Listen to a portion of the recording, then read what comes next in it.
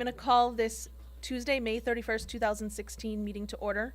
Could we all please stand for the Pledge of Allegiance?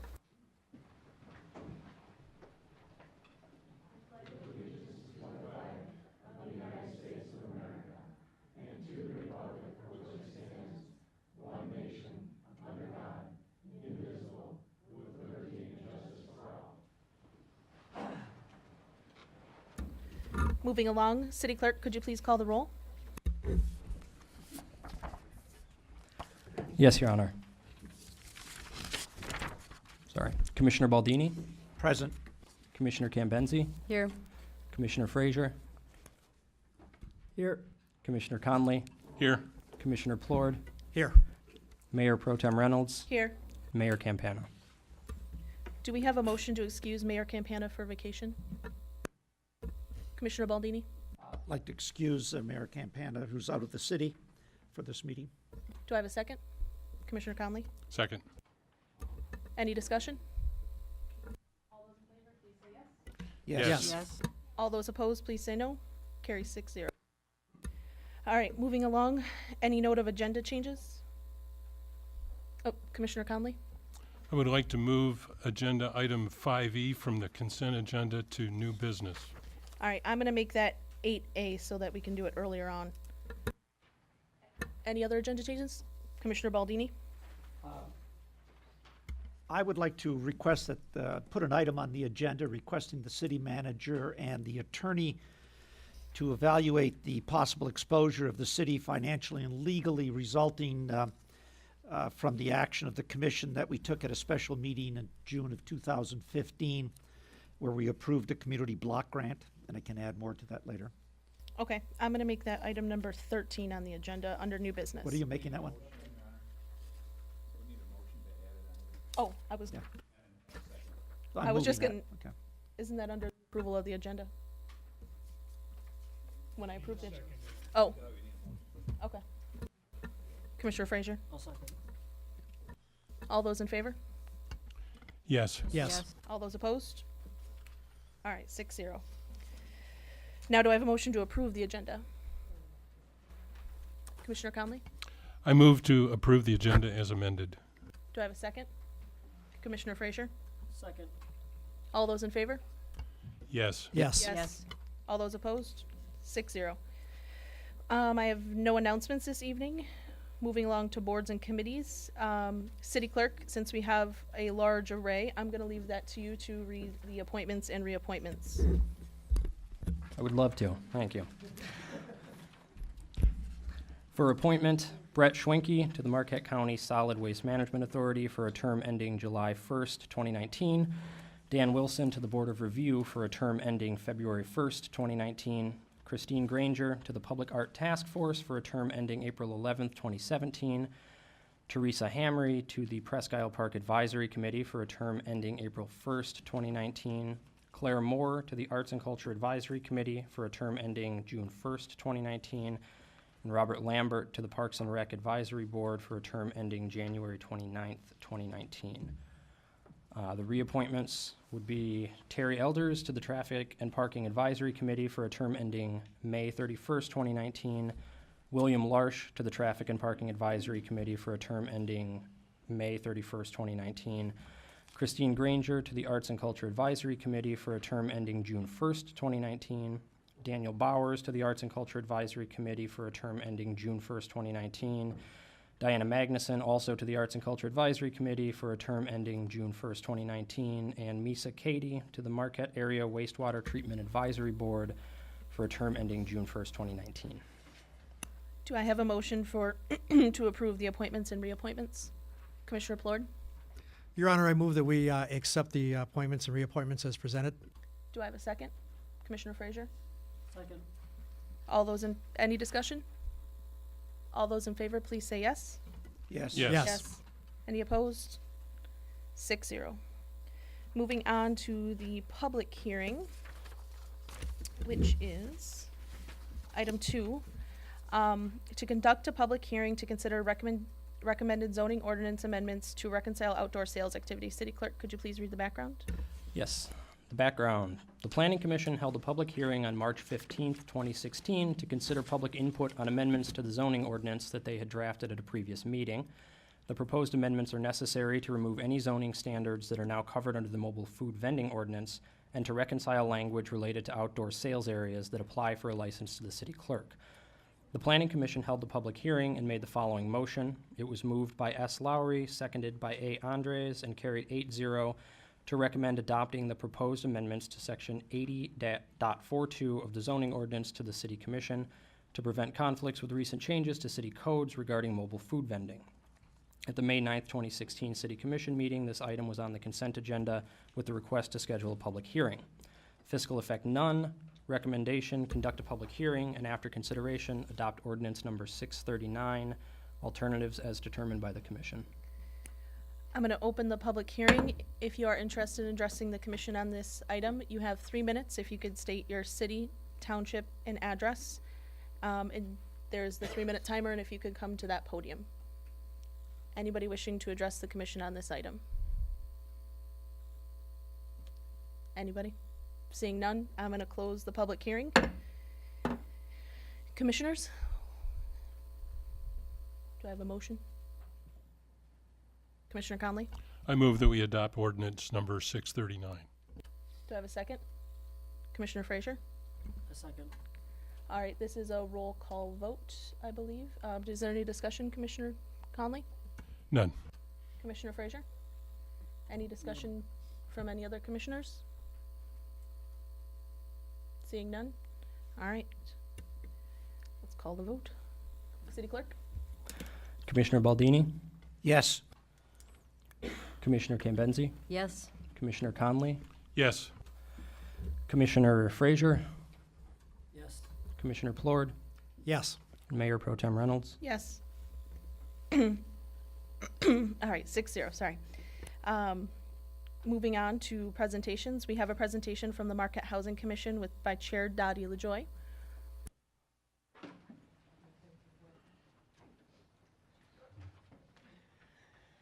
Good evening, Commissioners.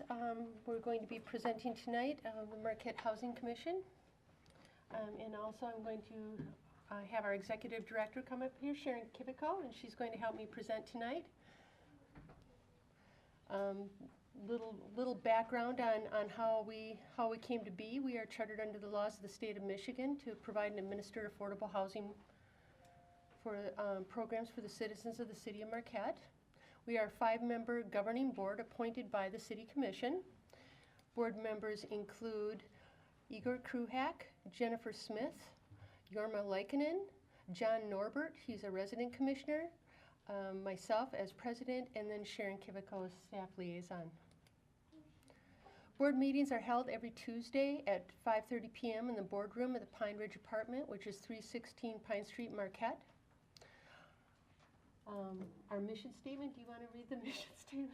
It's kind of long. You can summarize it. Okay. It's First 3 words.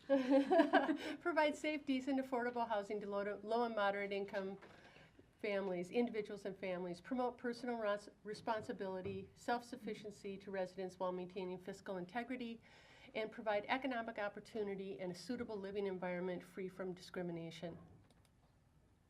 Do you want to take this, Sharon? Sure. Okay. We have 254 units of public housing. We were considered a 2014 fiscal year end high performer, which basically means HUD came in and said we're doing a good job. Section 8 housing choice voucher programs, we have 50 vouchers. Currently 44 are leased up throughout the county of Marquette. And we were 2015 fiscal year end high performer status in that. And we didn't do 2015 high performer in public status because that hasn't been released yet. Okay. Our funding is basically through the federal government, through HUD. We also receive some money from tenants for rent and repairs, rooftop rentals for antennas, and the city of Marquette does not provide any funding. Switch.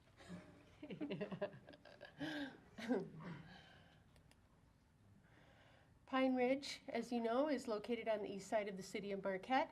The tenants are elderly, disabled, or low income. There are 140 units, 1, 2, and 3 bedrooms, and the tenants pay 30% of their adjusted gross income with rent, for rent with a $50 minimum for utilities such as gas, electric, water, and sewer. This is a secure building, free parking. There's a media room with computers and free internet access, 24-hour emergency maintenance, on-site MarkTram bus stop with shelter tickets sold on site. Community room is air conditioned. There's outdoor seating area, on-site laundry, small pets are allowed, and there's a community garden.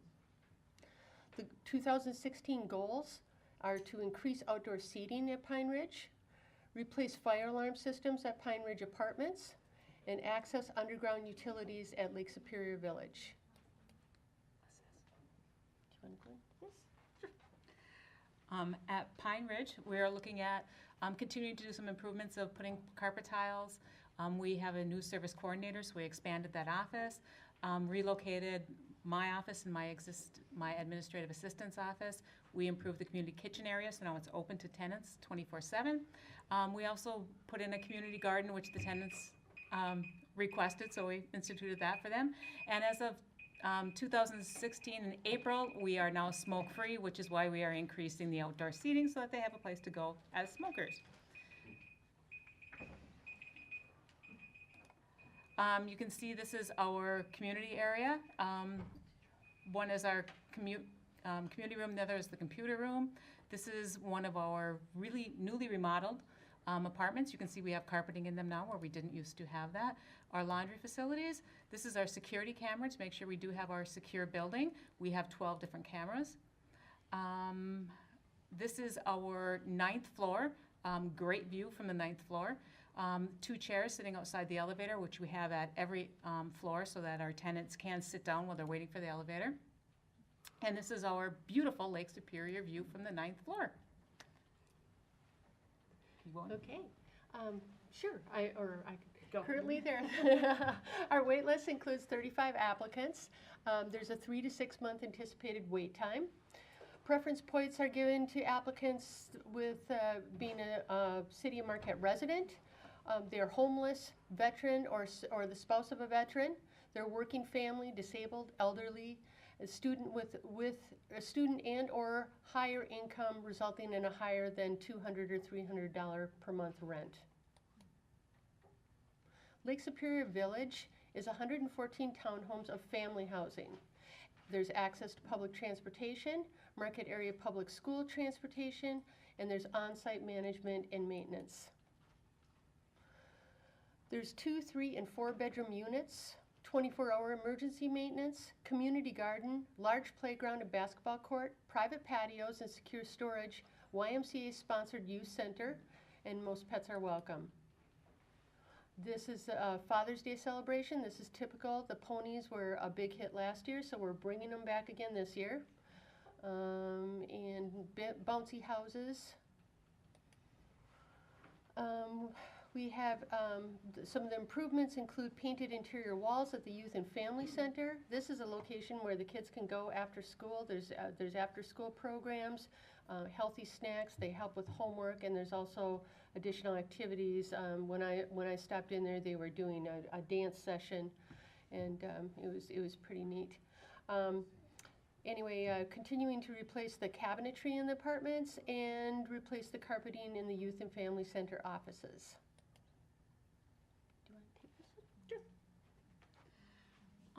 Currently, all of our waiting lists for the 2, 3, and 4 bedrooms are open. They're not that big, so if you know anybody that would like to apply, please send them our way.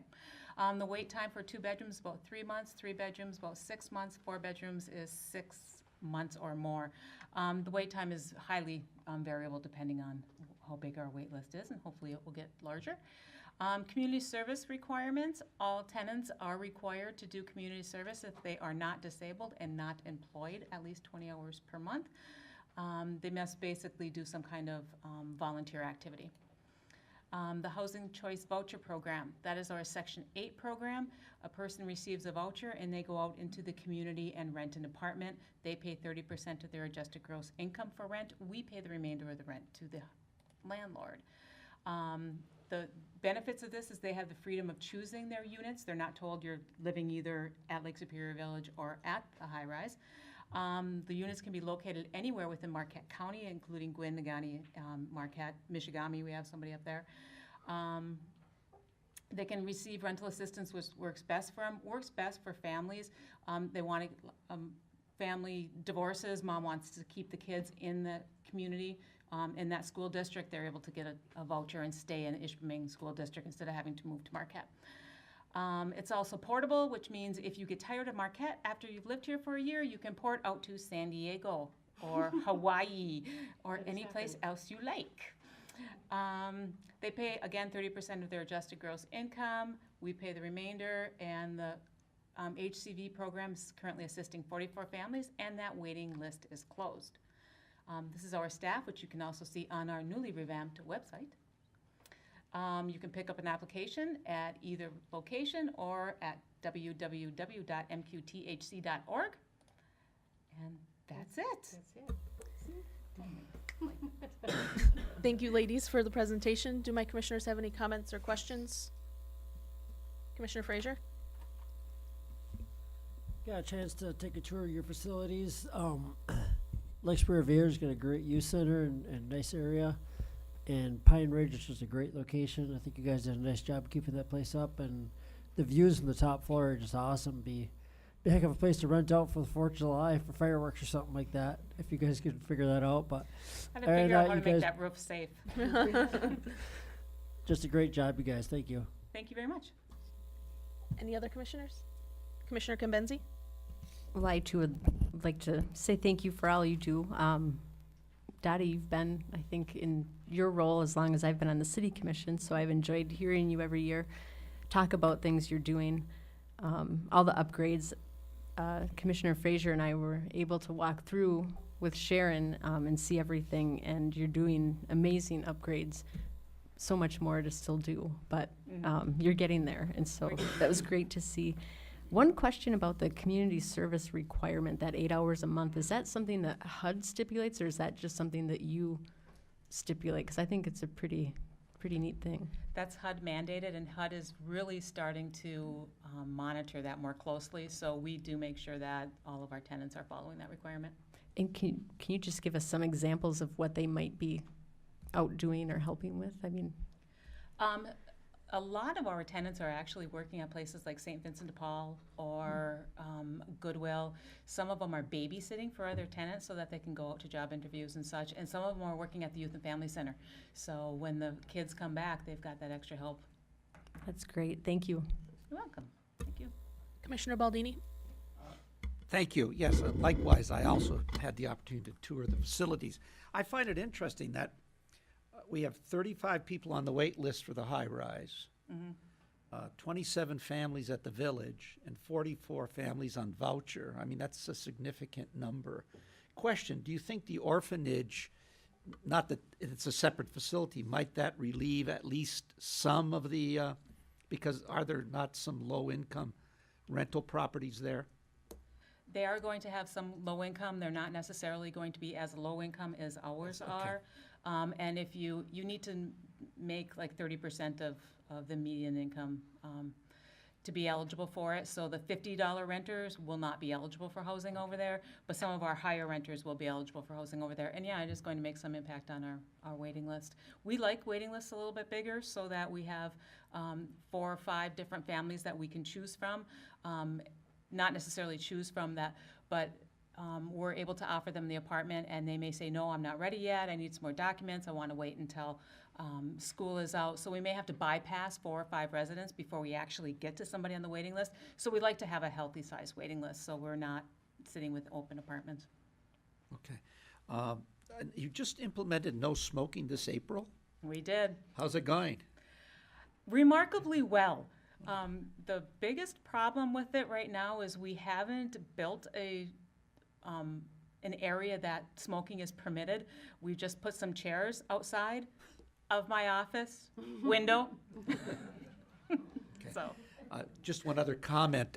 If you have that room on the top, perhaps we could work out some arrangement for 4th of July and we could sell passes maybe or something and make some money for the 4th of July and split it with you or something, you know.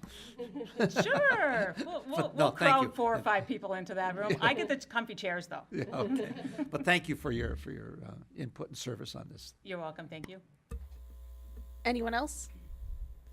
Well, I'd like to thank you both as well. I do have one question. As far as the security, when I was on the Housing Commission, we didn't have the security. Just wondering, how is that working out for you? Have you had any problems that it's solved, like catching people in the act of doing things, that kind of thing? We love it. Good to hear. All right, The biggest help for us is there are times where you have people that are pounding on the office door and you're able to see whether or not it's a police officer or it's a fireman, or if it's just a tenant that wants to talk to you right that minute. So that's been a huge help to us. And we also have found people doing good things and not so good things. well, good to hear. Well, I appreciate both of you guys and I appreciate the presentation. Thank you. Okay, and again, I'd like to invite anybody out that would like to come out. The Father's Day event is, I believe, June 17th. It is open to the public. Come on down. You can't ride ponies because you're kind of too big. But it would be great to see everybody there. All right, thank you very much. I appreciate it.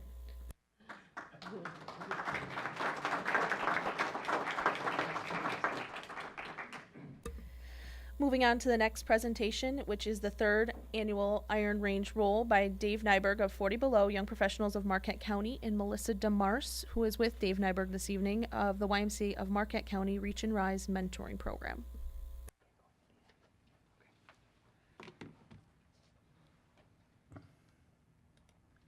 Good evening, everyone. Good evening.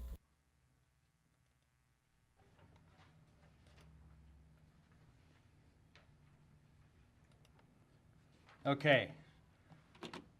Again, good evening, Commissioners, and Your Honor, and my name is Dave Nyberg. I'm with the 40 Below Young Professionals of Marquette County, along with Melissa DeMars. Is that coming up yet? Okay. Thanks, Jen. Purpose for being here with you tonight is really threefold. First of all, to keep you all updated and posted about a signature event, we believe is a signature event here in Marquette County that starts in Ishpeming and ends here in the city of Marquette. To answer any questions or address any concerns that you may have about the event that day, and also probably primarily to thank you all and thank the city staff for their extraordinary cooperation and support in helping us to pull this off. This is our third year doing it. Just a little bit about 40 Below. We are founded in 2010, really as kind of a venue for young professionals in the community in Marquette County to network, but also to get into active civically and give back to the community. We do a number of civic engagement events, social events, and the Iron Range Roll is our first recreational venture, and it's been a lot of fun in the last couple of years. The vision for this event was really our first foray into community service and trying to provide an event in addition to all the other great events we have here in the community with the Orta Shore and the Marquette Marathon and the Nakamanon Ski Marathon. We really visioned the Iron Range Roll to be something that was something for everybody, family friendly, for serious competitors that want to just have a good time, but also those who are just getting into biking or running and have an opportunity to compete and also have some fun afterwards and give back to the community. It's the Iron Range Roll is a 16-mile point-to-point race, starting, like I mentioned, in the city of Ishpeming. It ends here in the city of Marquette, and the whole route is along the Iron Ore Heritage Trail. So it's a great use of the Iron Ore Heritage Trail, and the Iron Ore Heritage Board has been a great partner in helping us pull this off. It starts at the Cliff Shaft Museum on Trailhead 4 and ends at the Commons here, right down in the city of Marquette. You can participate by bicycling the race. You can run in a relay team with 4 members running legs of roughly 4 miles each, or you can run the entire event point to point. And it's also, in that regard, it's a great training race for the Marquette Marathon in September. Proceeds of the Iron Range Roll benefit the YMCA of Marquette County's Reach and Rise Youth Mentoring Program, which Melissa will talk about here in a little bit. The race is on Saturday, June 4th. This is National Trails Day, so it's our third year in a row doing the event on National Trails Day, which is appropriate given that it's on the Iron Ore Heritage Trail. The race starts at 1 p.m. and it finishes in waves of completion, as you might imagine, with people bicycling who might bicycle the race in under 40 minutes or even faster this year with additional paving sections on the trail. And those running the race are going to finish a little bit later on. We bring everybody back together at the Oradoc Brewing Company at 5:30, and we have a family-friendly awards ceremony and celebration with food and locally brewed beer. Again, a little bit about the route there to visualize for those who may not be familiar with the trail. Leg 1 starts for the relay at the Cliff Shaft Museum, the start. Leg 2 for the relay starts at Jackson Miners Park and finishes at the M35 intersection. And leg number 3 starts at the M35 intersection and ends at Schwemmwood Park in Marquette Township.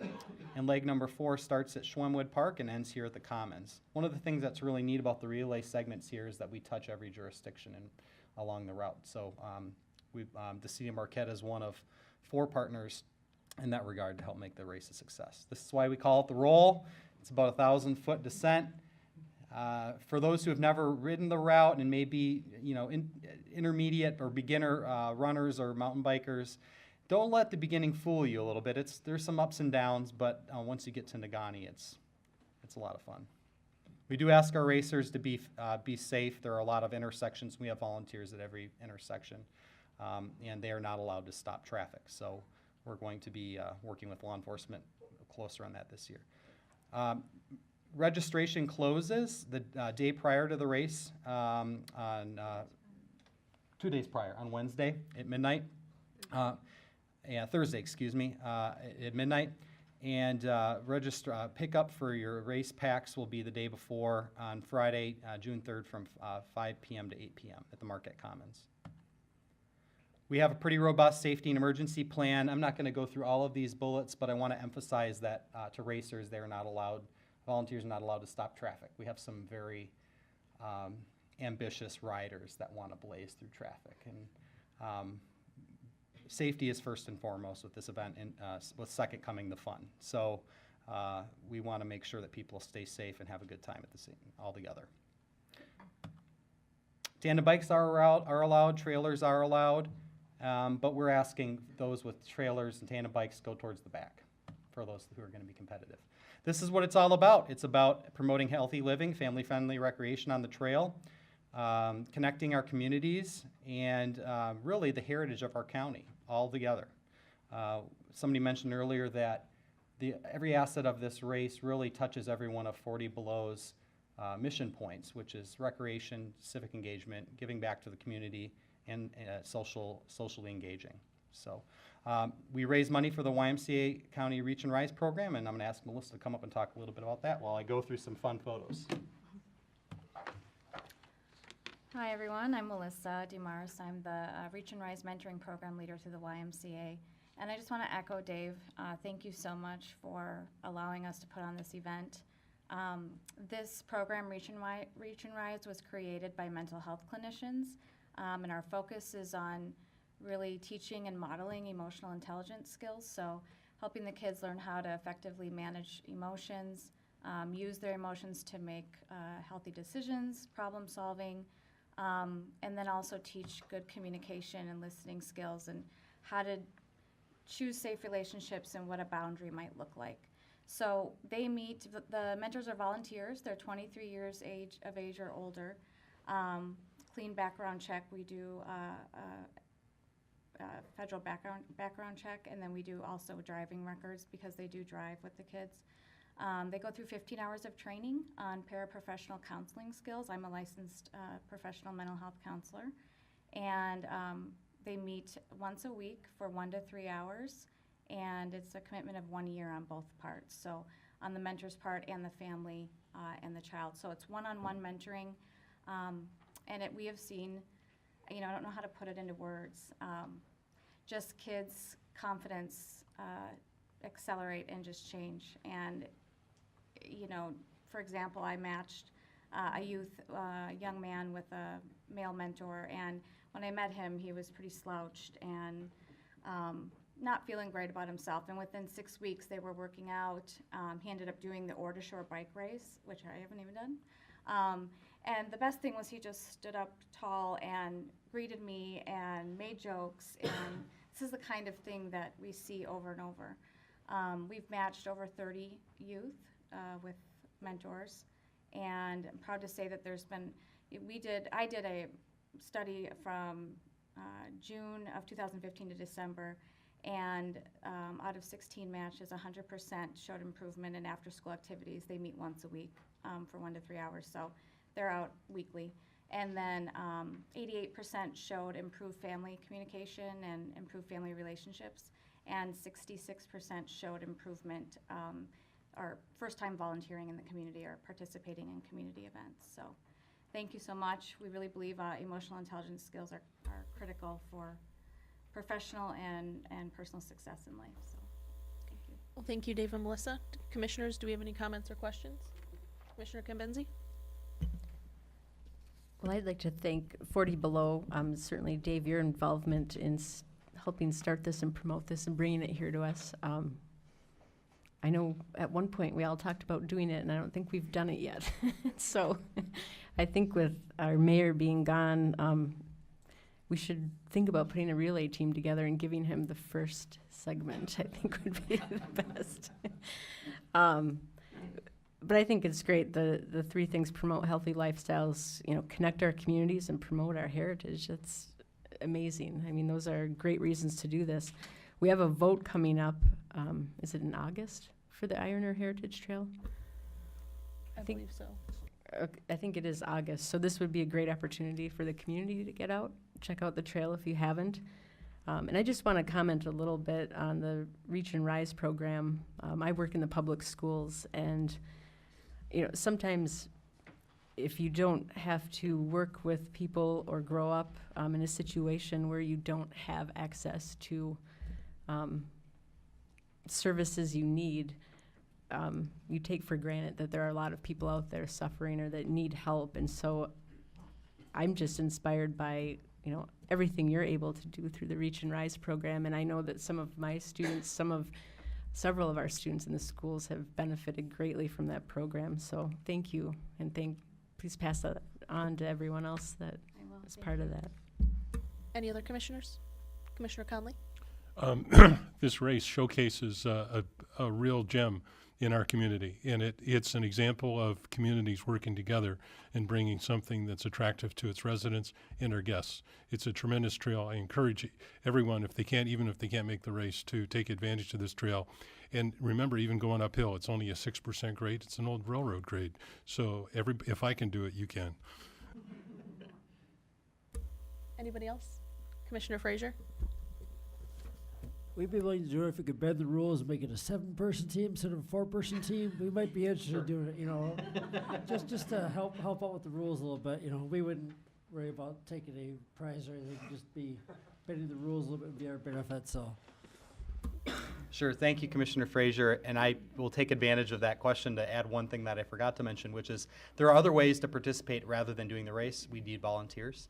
And if the city or anybody in this room or watching is interested in volunteering, we can certainly use your help. So thank you for that comment.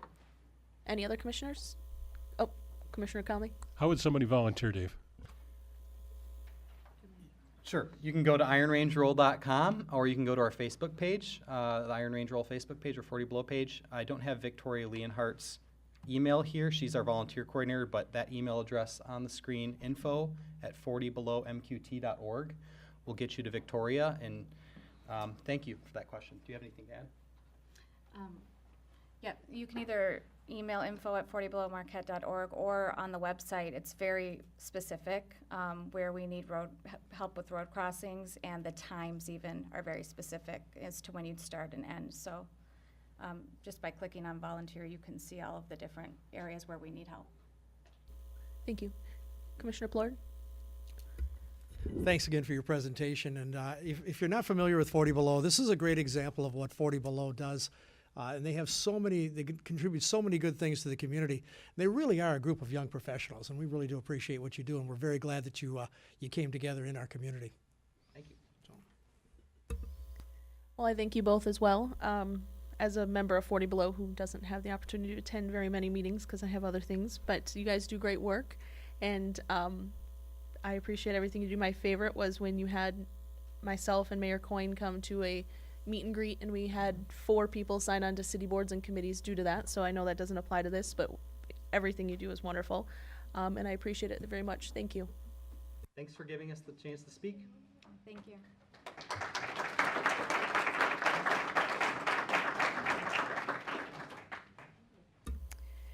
All right, next up on the agenda is public comment. Comments may not exceed 3 minutes per person. Please state your name, physical address, and city or township of residence when making public comment.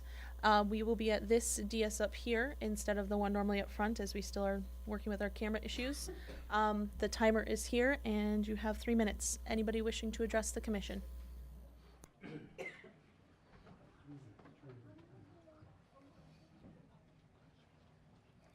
Thank you. My name is Matt Ludenberger. I live at 1406 Garfield Road here in Marquette, Michigan.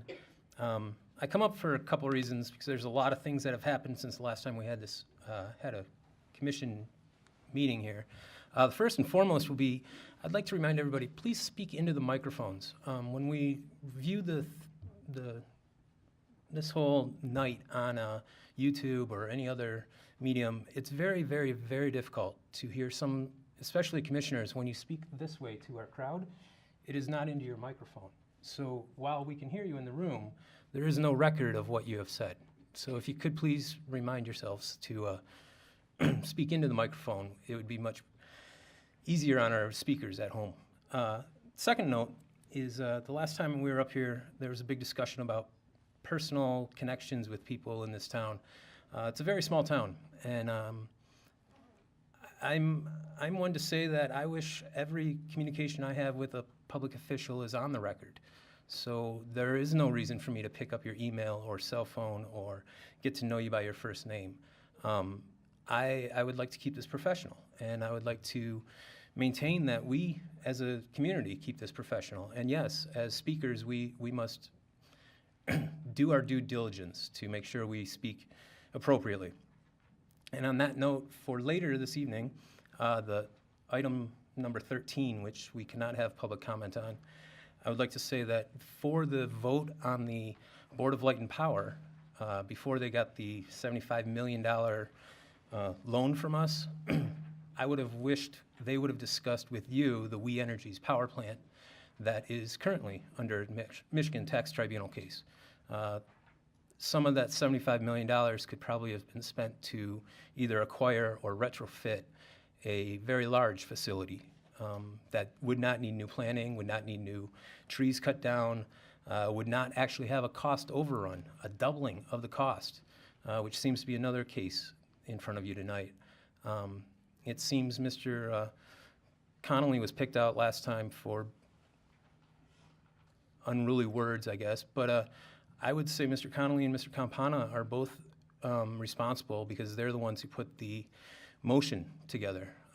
So all of these cost overruns, all of these decisions that needed coordination with other departments were washed away, swept under the rug. The due diligence was never done by our elected officials. And that upsets me.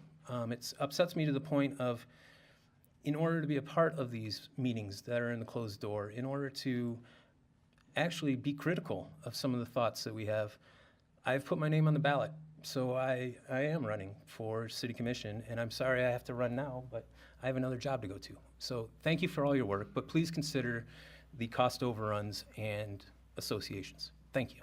Thank you, Mr. Lutenberger. Anyone else wishing to address the commission?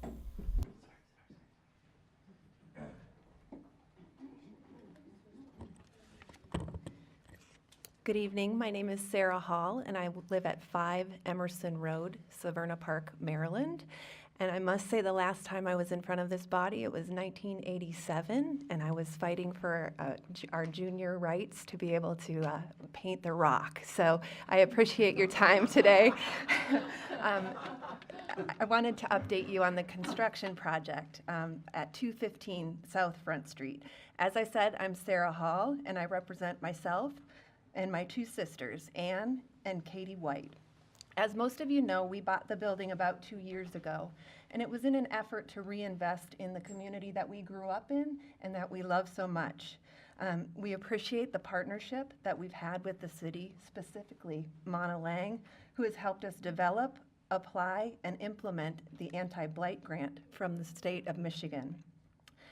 The project has struggled a little bit with indecisive sisters, I love you ladies, delays and major complications because there is no access to the building for construction.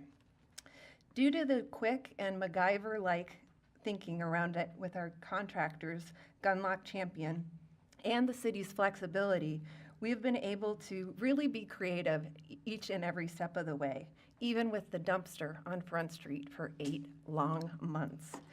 I'm pleased to report that we are almost done. We have 2 more weeks of construction, and then we will be finished, except for the south side wall. We have negotiated, we've negotiated privately, we've gone to mediation, and we believe we have the right to have short-term access to fix that yellow wall. I'm joined by members of the community here who also agree we feel like we need to fix the wall for all. My sisters and I look forward to our day in court, but we need your help. We have exhausted all of our opportunities, and we need an expedited solution to this matter. We want to get people living, working, and enjoying 215 South Front Street as soon as possible, and we could really use your help. Thank you. I'll be here for questions.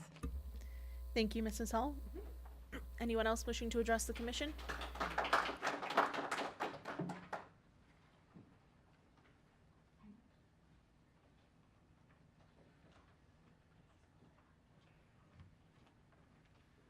Frank Jeff Berto, 350 East Bridge, Marquette. These are my opinions. May 9th, the man who uses a wheelchair mentioned our lack of public night transportation.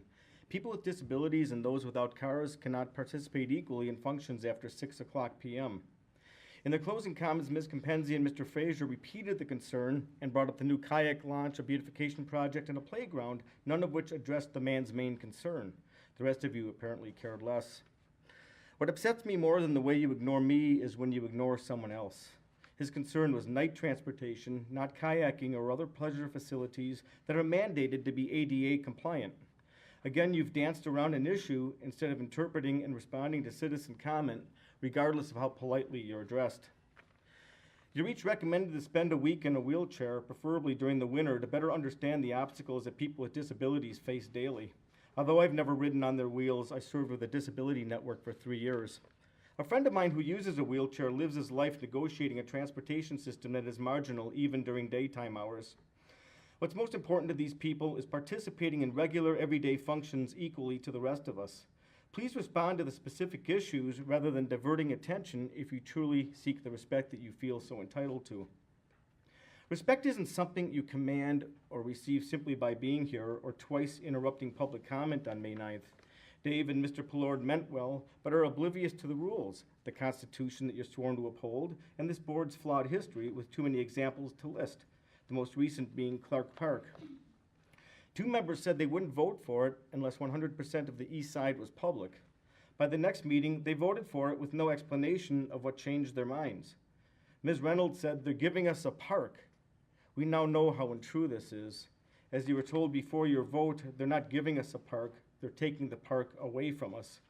Houghton just established a park using this preservation concept. Why must you lack this vision? Mr. Connolly claimed Clark Park will make that area much better. Better than God's work? This further exemplifies the arrogance that Mr. Birds spoke of May 9th. You ruined God's work, believing you could do better. A man who I didn't even know cared for nature said, "It's terrible, shameful, really sad." His wife agrees, as do many beach lovers. You destroyed a priceless stretch of dune grass under public protest in favor of more asphalt, and you ask for respect. Some of us pray that a storm washes it all away. Many people act as if history began the day they first appeared in this chamber. We will not restart history each time a new member joins. You're due no respect until you're willing to address our concerns, manage openly, and accept accountability. Thank you, Mr. Verto. Anybody else wishing to address the commission?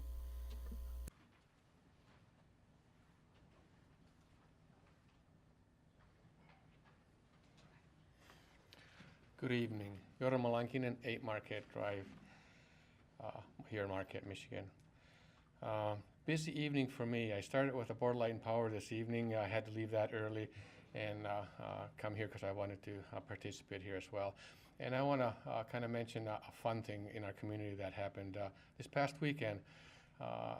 Driving in our lovely city and end up at the Sunset Point, and there was a couple from Germany wanted to take a picture of the automobile that we were driving.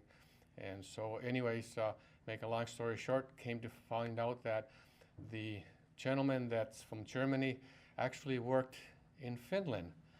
And in Finland, he worked for Wärtsilä and doing the engineering work for the pistons of the energy system that we are getting here in Marquette. So we do live in a really, really small world in comparison, and they were just visiting our area at the time. The other is I want to thank this commission to appointing Mr. Brett Swinke to the Landfill Authority, which I'm vice chair of also. He helped me and the rest of the board members immensely with the alphabet soup people, DEQ, DNR, and all the other things, because he has very expertise in this field. And so it's extreme pleasure to have him back on the board to help us again. Thank you again for that. Thank you, Mr. Lincoln. Anybody else looking to address the commission?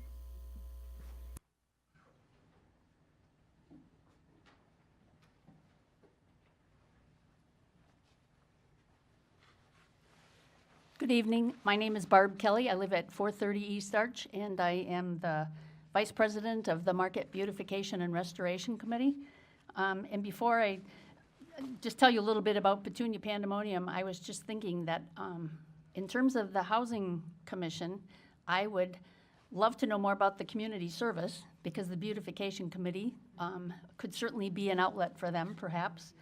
And so I'd like to know more about that. In the event that I wanted to publicize tonight, I am so thankful that it's in the morning and the race is in the afternoon. So anyway, something happened to me this past week I hadn't thought of till I got up here. I was coming east on Washington Street, pulled out of the co-op. I was driving along, and I happened to glance over on the side of the road, and there was a mother and a father duck and 3 goslings right on the side of Washington Street, trying to cross the road. So I stopped, put my flasher system on. There was nobody coming the other way. A whole line of cars was behind me. They couldn't see the geese, so they had no idea why I'd stopped. Nobody honked. They paraded right across the street, made it safely to the other side, and then I went on. And I thought, that's what I love about Marquette. Anyway, I'm here to just tell you about an event coming up, and it happens to be on Saturday. It will be the 28th year. It's called Petunia Pandemonium. It takes place in South Marquette, between Furnace Street and Jackson Street. On Friday, we plant the east side, and on Saturday, we plant the west side. I'm just inviting everybody to come down at 10 o'clock to any bed. Some of the beds are already adopted. If you are looking for a bed and you haven't been there before, just look for a balloon, a bed that has a balloon in it. Instructions will be there, the plants will be there, the soil is all prepared, it's loose. I tell people it's like planting in pudding.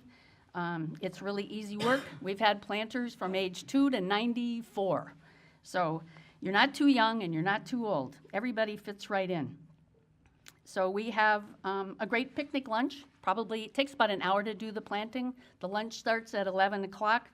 We have Beefaroo gives free ice cream cones throughout the planting. The Landmark Inn is giving sub sandwiches, Vango's Pizza, Outlanders hot dogs, the Holiday Inn cookies, 3rd Street Bagel, Huron Mountain Bakery, and many more.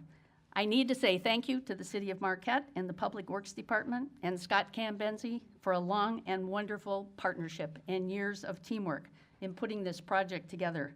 As I said, this is the 28th year, and a couple statistics. And this has all been paid for by the Beautification Committee. We have a $100,000 irrigation system in there. We have spent over the years $500,000 on this project, $500,000.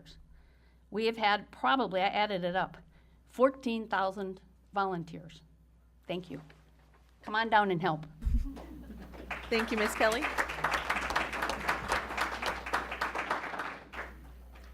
Anyone else looking to address the commission?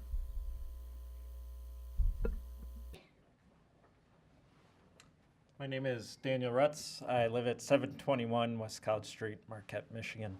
I'm here tonight speaking to you also about the 215 property on Front Street. Just a little different perspective. I'm attempting to open a business there. I currently own Everyday Wines on Barragate Ave. We're looking to expand that concept with kind of a coffee shop, wine bar, tap room in that facility. The delays caused by the South Wall issue, we anticipate will have quite an effect on our ability to open. I'm not as much asking for any specific resolution from the commission other than to help the process along in whatever way you're able to. We're mostly looking for resolutions so we can figure out how to make sure our business is able to move forward and deal with whatever ramifications come from whatever decisions are made. So I'm not asking for anybody to make a specific decision, but help the process move as quickly as possible. Thank you. Thank you, Mr. Roots. Anyone else wishing to address the commission? Anyone else? All right, I'm going to close public comment. Moving on to the consent agenda. Do I have a motion to approve the consent agenda? Commissioner Frazier? I make a motion to approve the consent agenda. Do I have a second? Commissioner Baldini? Support. Any discussion? All right, all those in favor, please say yes. Yes. Yes. Opposed? Carries 6-0. All right, moving on to unfinished business, the S&T International Inc. lease. City Clerk, could you please read the background? Yes, background. On December 14th, 2015, the City Commission approved the purchase of property at 1110 Wright Street from Argonix Inc. to benefit the relocation of the Municipal Service Center. The property purchase included 4 buildings in total, one of which has been leased to S&T International Inc. on a month-to-month basis for several years.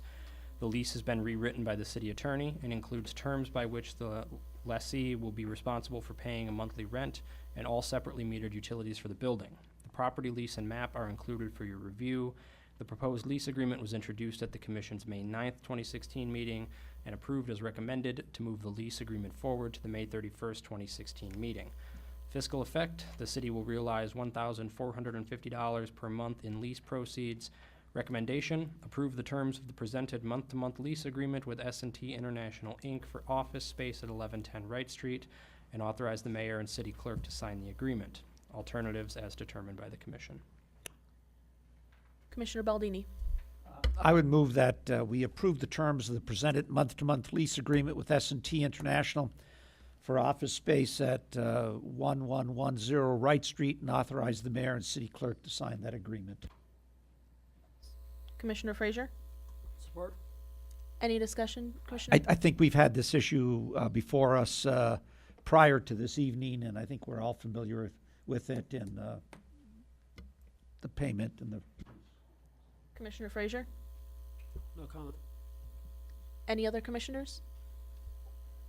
Seeing none, I'll call the question. All those in favor, please say yes. Yes. Yes. Opposed? Passes 6-0. Moving on to the next item under unfinished business, rebid of sidewalk package projects. City Clerk, could you please read the agenda item? Of course. Background. City Commission action directed staff to rebid the package of sidewalk construction projects for contractor consideration. The projects included the annual sidewalk and replacement project, the Altamont Street project, and the Downtown Development Authority funded streetscape project for the east side of the 100 and 200 blocks of South Front Street. The Altamont Street project is a continuation of the sidewalk extension along Altamont Street that was completed a few years ago under the Safe Routes to School program. This project will extend the sidewalk from Jackson Street to a point midway between Blemhuber and Newberry Streets. The Downtown Development Authority has planned a streetscape construction project for the east side of the 100 and 200 blocks of South Front Street. Funding for this project will be provided by the Downtown Development Authority. Project design, administration, and field inspection will be provided by the City of Marquette Engineering Department. This project will consist of the removal and replacement of all curbing and sidewalk along those blocks of Front Street. The brick pavers currently located between the sidewalk and the curb will be removed and replaced with colored stamped concrete. Trees that require replacement or were removed and not replanted in the past will be planted to enhance the streetscape. Work is planned to start in June and be completed by August, pending bid and contract approval by the Downtown Development Authority Board of Directors. Bids for the project were opened on May 19, 2016. 3 contractors responded to our request for bids, and the results are summarized below. The engineer's estimate was $244,976. Primo Construction, Inc., bid as written and as checked, $210,973.90. Aero Construction, bid as written and bid as checked, $226,112.90.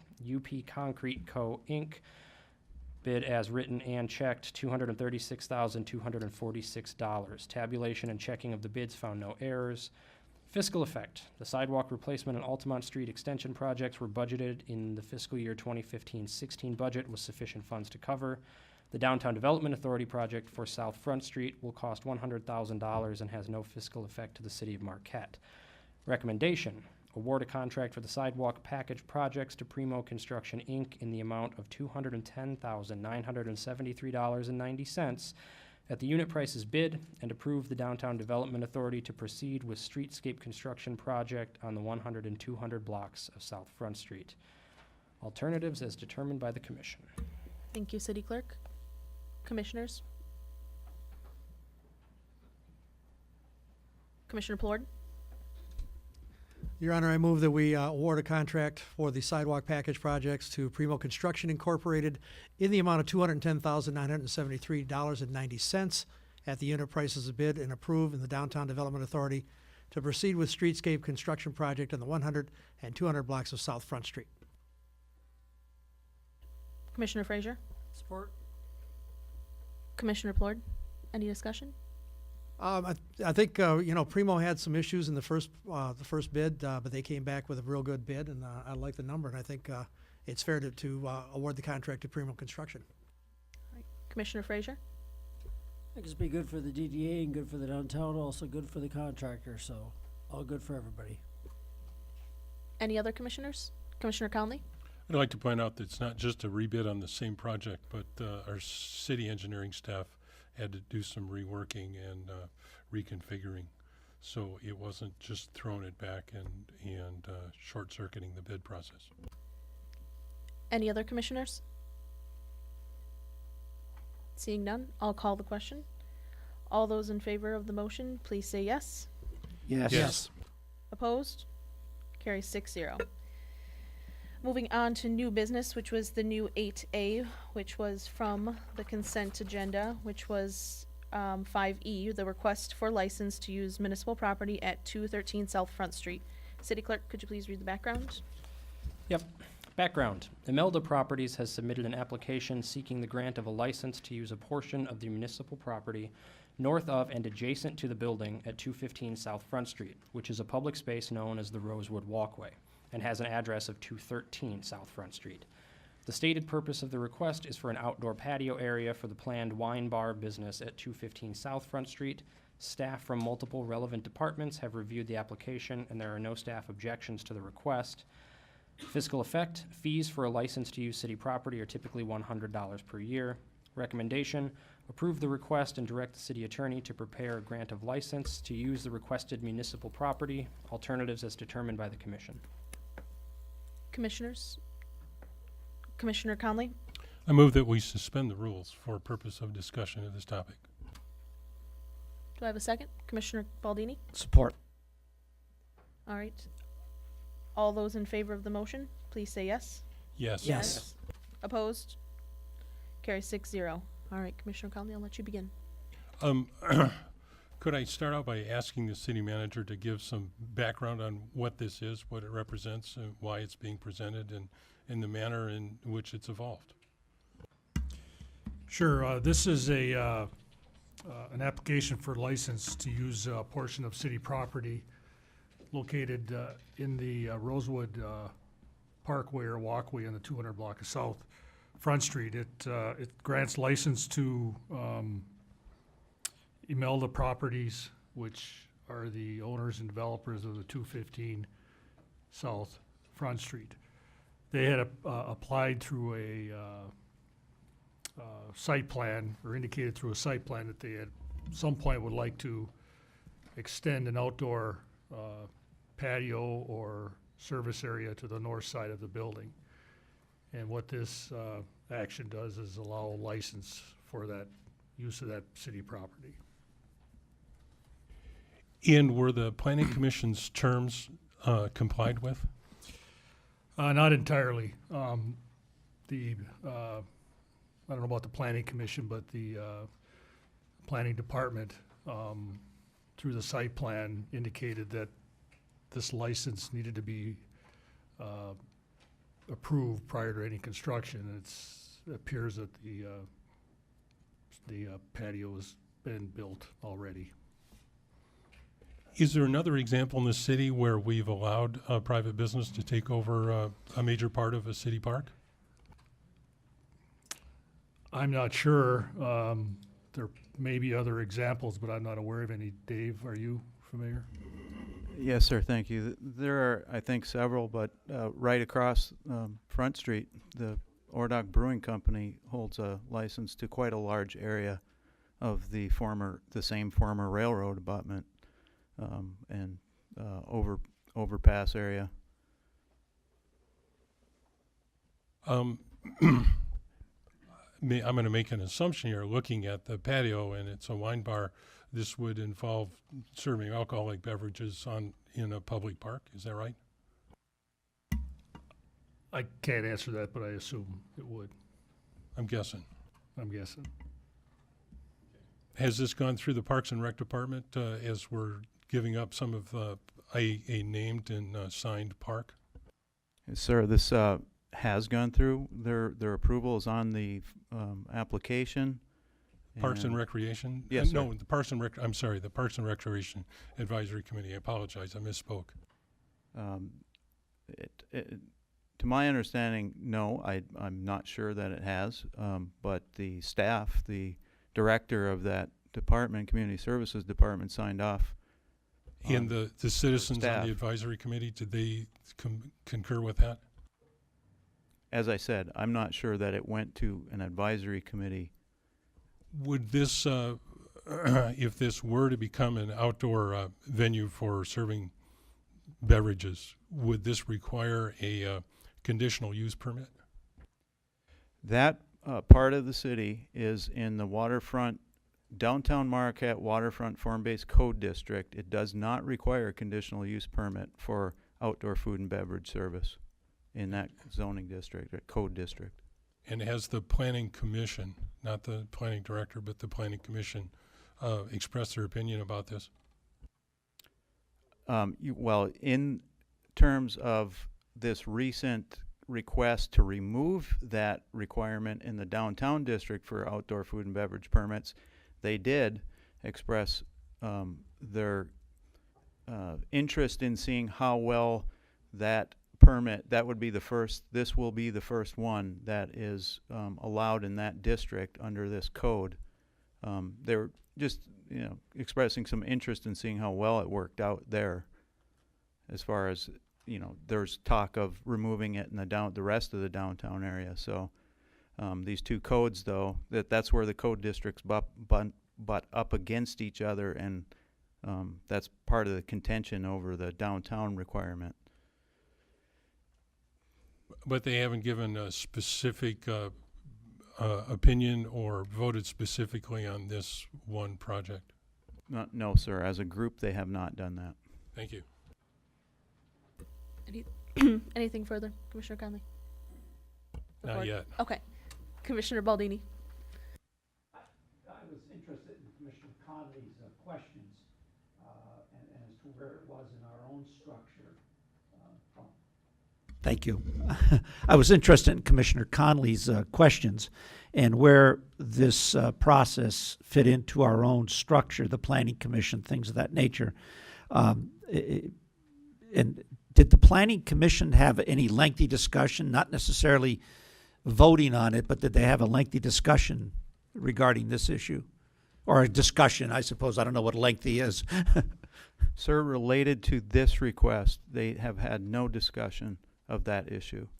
This request came to the staff as an administrative site plan review. This didn't go to the Planning Commission for site plan review. you're sort of suggesting, as I understand, and I don't mean to put words into your mouth, that this is sort of a trial run in a way? As far as the outdoor food and beverage service goes, this will be the first business that took advantage of it that didn't have that right before. Now, that's not to say that's not already being done in that zoning district, because I think the Latitudes is in the same code district, and they basically they have a patio. It's not in the sidewalk or on public right of way. What at the 3rd Street they do that, but that's a different district. Yeah, that's correct. It is a different district. I would recall, though, that the Latitudes has gotten permit for temporary outdoor food and beverage service during the Rail Jam event downtown. That's one I can think of. It's done that. Okay, thank you. Anything further, Commissioner Baldini? Pardon me? Anything further for you? No. Any other commissioners? Anyone else? We had a recommendation. I'm sorry, I should have been recognized. Oh, did you? Okay. We have a recommendation from the staff and and I'm assuming the city manager, to approve the request and direct the city attorney to prepare a grant of license to use the requested municipal property. Are these reviewed annually or semi-annually? Or, well, I suspect when the snow comes that solves that problem, but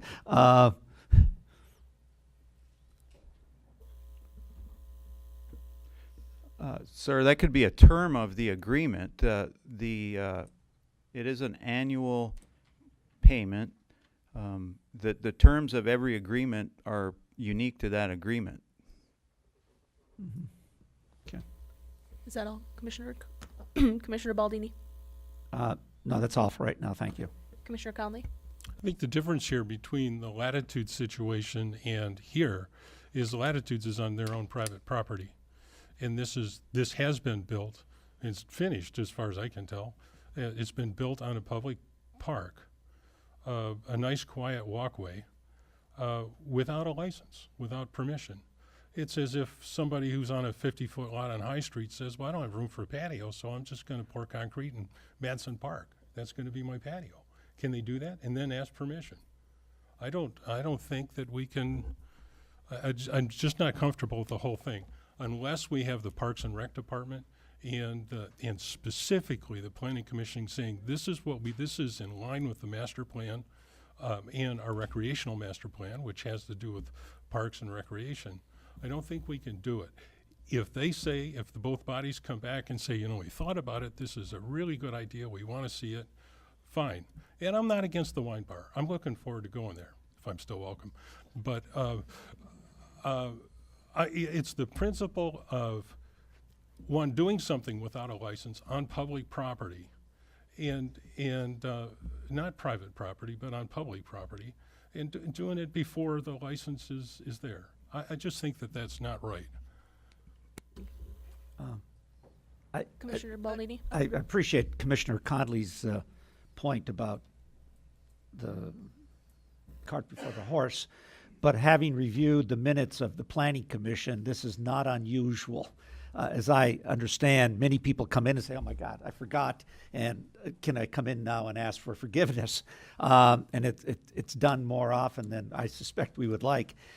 My concern about going to another committee, I appreciate what you're saying about the Parks Committee, is I would hate to see us become so bureaucratic that every time something comes up, it has to go to 5 of our committees. I already believe we have too many committees, but that's my own personal comment on that matter. But I hear what you're saying, but if our Planning Commission and the staff gives some blessing to it, I wonder where we should go then, what other layers we put into it and how many other layers we involve. So I'm torn by that. Commissioner Conbenzi? Well, I guess what it comes down to is there was a site plan. It was approved by the Planning Commission, and we get those minutes, and then it came to us and we approved it. So my question for staff is, was this part of what both bodies approved? I'd like to point out that there are, in our ordinances, it specifies which types of site plans go to the planning commission and which can be administratively approved. They're two mutually exclusive things. The planning commission cannot hear a site plan approval that can be approved administratively unless there are some kind of extraordinary conditions where the zoning administrator feels like this is so, there's some kind of an interpretation that we cannot make. But this is all specified in ordinances, that if this site plan comes in and it meets the standards of the ordinance, we must approve it under the state law. It's not, there's no discretion. And the condition with the outdoor food, the patio, was specified in the site plan review that that patio had to be acquired. It could only be built with the acquisition of a license. The applicant did come in and get a zoning compliance permit to start the project, and it specifies, not only did it specify in the site plan review procedures or notes, but it also specified on the zoning compliance permit, one of the review comments and conditions of approval is, number one was the approval does not include the item shown on the city property as a license must be obtained from the city commission.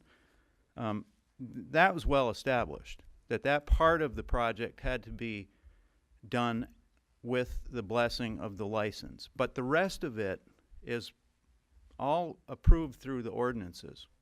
We have to approve it if it meets the conditions of the ordinance. The planning commission cannot intervene. It's not something we have discretion to send to the planning commission because the law says we have to take that application, process it, and approve it if it meets all the codes. Anything further, Commissioner Convenzi? Well, I guess, and what Dave has said makes sense, which leads me to, it got built before we approved it. And so, I mean, I think we're looking at, are we going to approve it? Are we not going to approve it? I don't know. I mean, I would probably approve this because I think it's an asset. I have seen it. I don't think it's intrusive. It is out of order. And I guess if that's what we're asking, yes, it is out of order. It should have came here before it got built. But I understand the crunch time that people are facing. So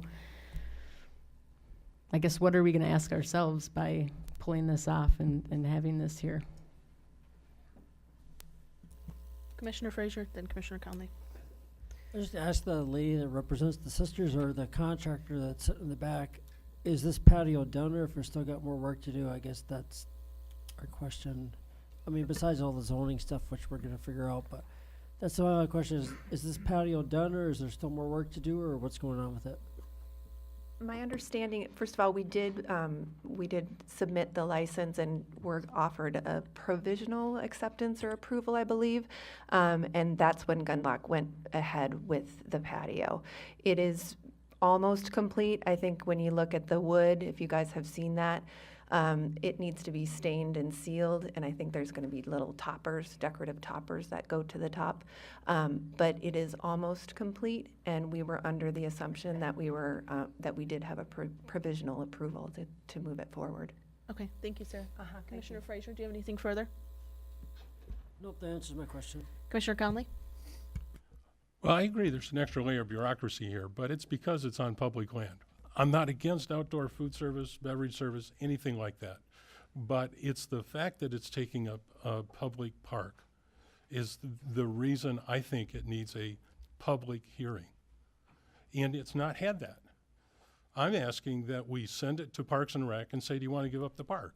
And send it to Planning Commission and say, comment on this. Is it within our master plan and our Parks and Recreation plan? And then come back to us. If they say everything's okay, I'll vote for it. I'll make the motion. I don't care. And it's not that I'm against the wine bar, outdoor service or anything like that. I don't think people should take over public parks without permission and without the public's input. That's what it is. Is there crunch time here? This all could have been done a year ago.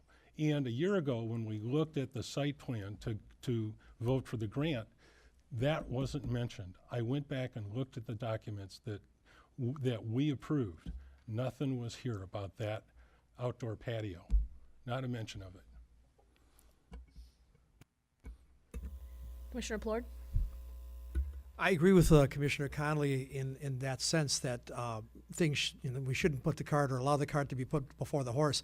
But I am concerned that we may have created a precedent or a past practice if people have been able to do this before, based on following the rules that they had put in front of them, and we voted in the past or commissions have voted in the past to allow that. I don't know that we can refuse that this time. I think that's a fault of the city commission in that case, and if we are going to say from today forward that we are not going to allow that, that's fine. And I think we should put that in the public record and say from now on we're not going to allow that, and people have to go through all the steps to make sure that something is done. And I'm hearing, at least I think I'm hearing right now, that it's been done in the past this way pretty much. I've gone through the Planning Commission and gone through city offices and built something and then got a license, and that doesn't seem to have been a problem. So that kind of puts us, I think, in the position that we're in right now. I absolutely agree that the steps really should be followed. But I'm wondering now if we do have a past practice that we have to honor and then come out publicly and say, from now on, we're not going to honor this past practice. This is what we're going to do from now on. Any other commissioners? Commissioner Kimbenzi? Well, I guess my last comment is we can still have a public hearing. That can be part of our motion tonight, is to schedule a public hearing on it. And maybe that's what we do. And if we find out that the majority of the community doesn't want it, then we can say no lease. But I think that's where we're at. It's in. And it didn't come to us first.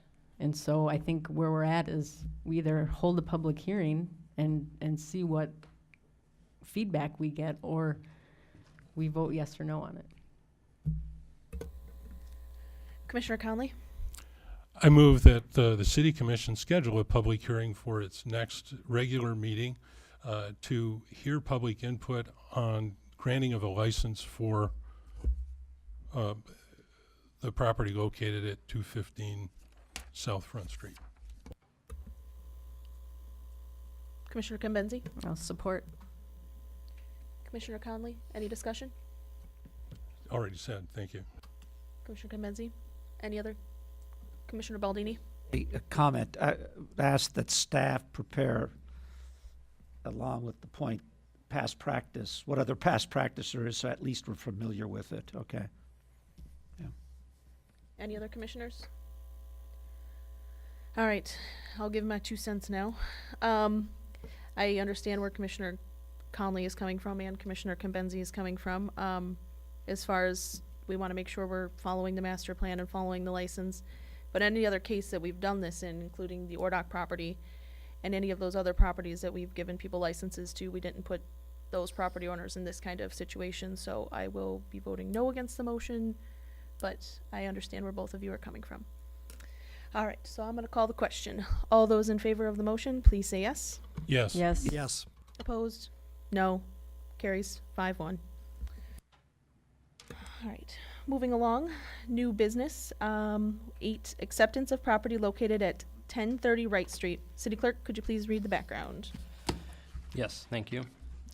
Background. In 1995, the city of Marquette conveyed the property located at 1030 Wright Street to the United States of America, see deed attached, for the sum of $1 and subject to conditions by which the property would be used for the public purpose of forest research and general land management activities that are typical to the USDA and other units of government with similar land stewardship responsibilities. The deed specified these conditions, as well as a reversion clause that states if the land ceases to be used for the specified purposes for a period of 5 years, the property shall revert back to the city of Marquette. On May 23, 2016, the city received a letter from the U.S. Forest Service stating that the conditions within the deed for this property have been met, and the Hiawatha National Forest acknowledges that the property has reverted to the city of Marquette. At this time, it is requested the City Commission accept ownership of the property and authorize signature on all necessary legal documents to finalize the transfer of ownership back to the city. This property is needed for the relocation of the Municipal Service Center related to the Duke Life Point Marquette General Hospital relocation project. Fiscal effect, none by this action. Recommendation, accept ownership of the reverted property and authorize the city manager to sign the attached affidavit prepared by the city attorney for recording. Alternatives as determined by the commission. City Commissioners, Commissioner Baldini. I move we accept the ownership of the reverted property and authorize the city manager to sign the attached affidavit prepared by the city attorney for recording. Commissioner Frazier. Second. Commissioner Baldini, any discussion? Just that this was our property long ago, and it's now coming back to us. I would like to commend the staff. They thought they had this all in order, which they did, and some other offices along the way said, oh no, let's change our mind and demand something else. And through the cooperation of and intervention of our federal officials, Senator Stabena's office especially, they were able to get this straightened out. It was our property. We had interpreted it correctly, and it's going to help us move this project along as we had planned originally. So thank the staff for all their work also. Commissioner Frazier. No comment. Any other commissioners? All right. Oh, Commissioner Conley. I'd like to thank the city manager for his hard work in securing this property. Yes, I echo that, and I echo that to Jen LePage, who worked very hard, and this was her baby. I'm very happy that we get to dig in the ground and not have to worry that Mike Angeli is going to get in trouble for such a thing, because he was going to dig anyways. So I'm very happy to see this. Well, and Ron, Ron did some work there too. All right, I will call the question. All those in favor, please say yes. Yes. Yes. Opposed? Carries 6-0. Moving on to the next item under new business. Municipal Service Center Project Design Build Agreement Amendment Number 1 and Guaranteed Maximum Price. City Clerk, could you please read the background? Thank you. Background. At their regular meeting of February 9th, 2015, the City Commission approved the selection of the design build team consisting of Gunlock Champion, Inc. and Fishbeck, Thompson, Carr, and Huber, Inc. from Iron Mountain, Michigan and Grand Rapids, Michigan, respectively, for the design and construction of the new Municipal Service Center, and authorized staff and the city attorney to negotiate a detailed scope of services. At their October 13th, 2015 regular meeting, the City Commission approved a preliminary design contract with Gunlock Champion, Inc. for Phase 1 and 2 design services for the new Municipal Service Center. At this time, design of the facility is now complete, and a construction contract and guaranteed maximum price have been established based on bids received from subcontractors for each required work package. To meet the established budget amount of $18 million, staff was required to place several construction options on a list of alternatives and will have the ability to add them back to the project scope should the money become available through cost savings within the entire brownfield project. A breakdown of the work packages required for the construction and development of the guaranteed maximum price is attached. Fiscal effect. The guaranteed maximum price is within the brownfield plan's approved budgeted amount of $18 million and will be fully reimbursable through the brownfield tax increment financing funds. Recommendation, approve the Gunlock Champion, Inc. Design Build Agreement Amendment Number 1 for construction of the new Municipal Service Center with a total project cost estimate of $17,930,000, not to exceed the brownfield eligible budget of $18 million, and allow the city manager to add alternates to the construction project as appropriate within the $18 million budget. Alternatives as determined by the commission. Commissioners? Commissioner Frazier. I recommend the approved Gunlock Champions Design Build Agreement Number 1 for the expedition reconstruction of the new Municipal Service Center. Total project cost estimate $17,930 million, not to exceed the brownfield budget of $18 million. Allow the city manager to add alternatives to the construction project and appropriate within the $18 million budget. Commissioner Plord, I second. Commissioner Frazier, Should be a walk in the park for Good Luck's Champion. They built the movie theater. Should be easy to build a garage versus the movie theater.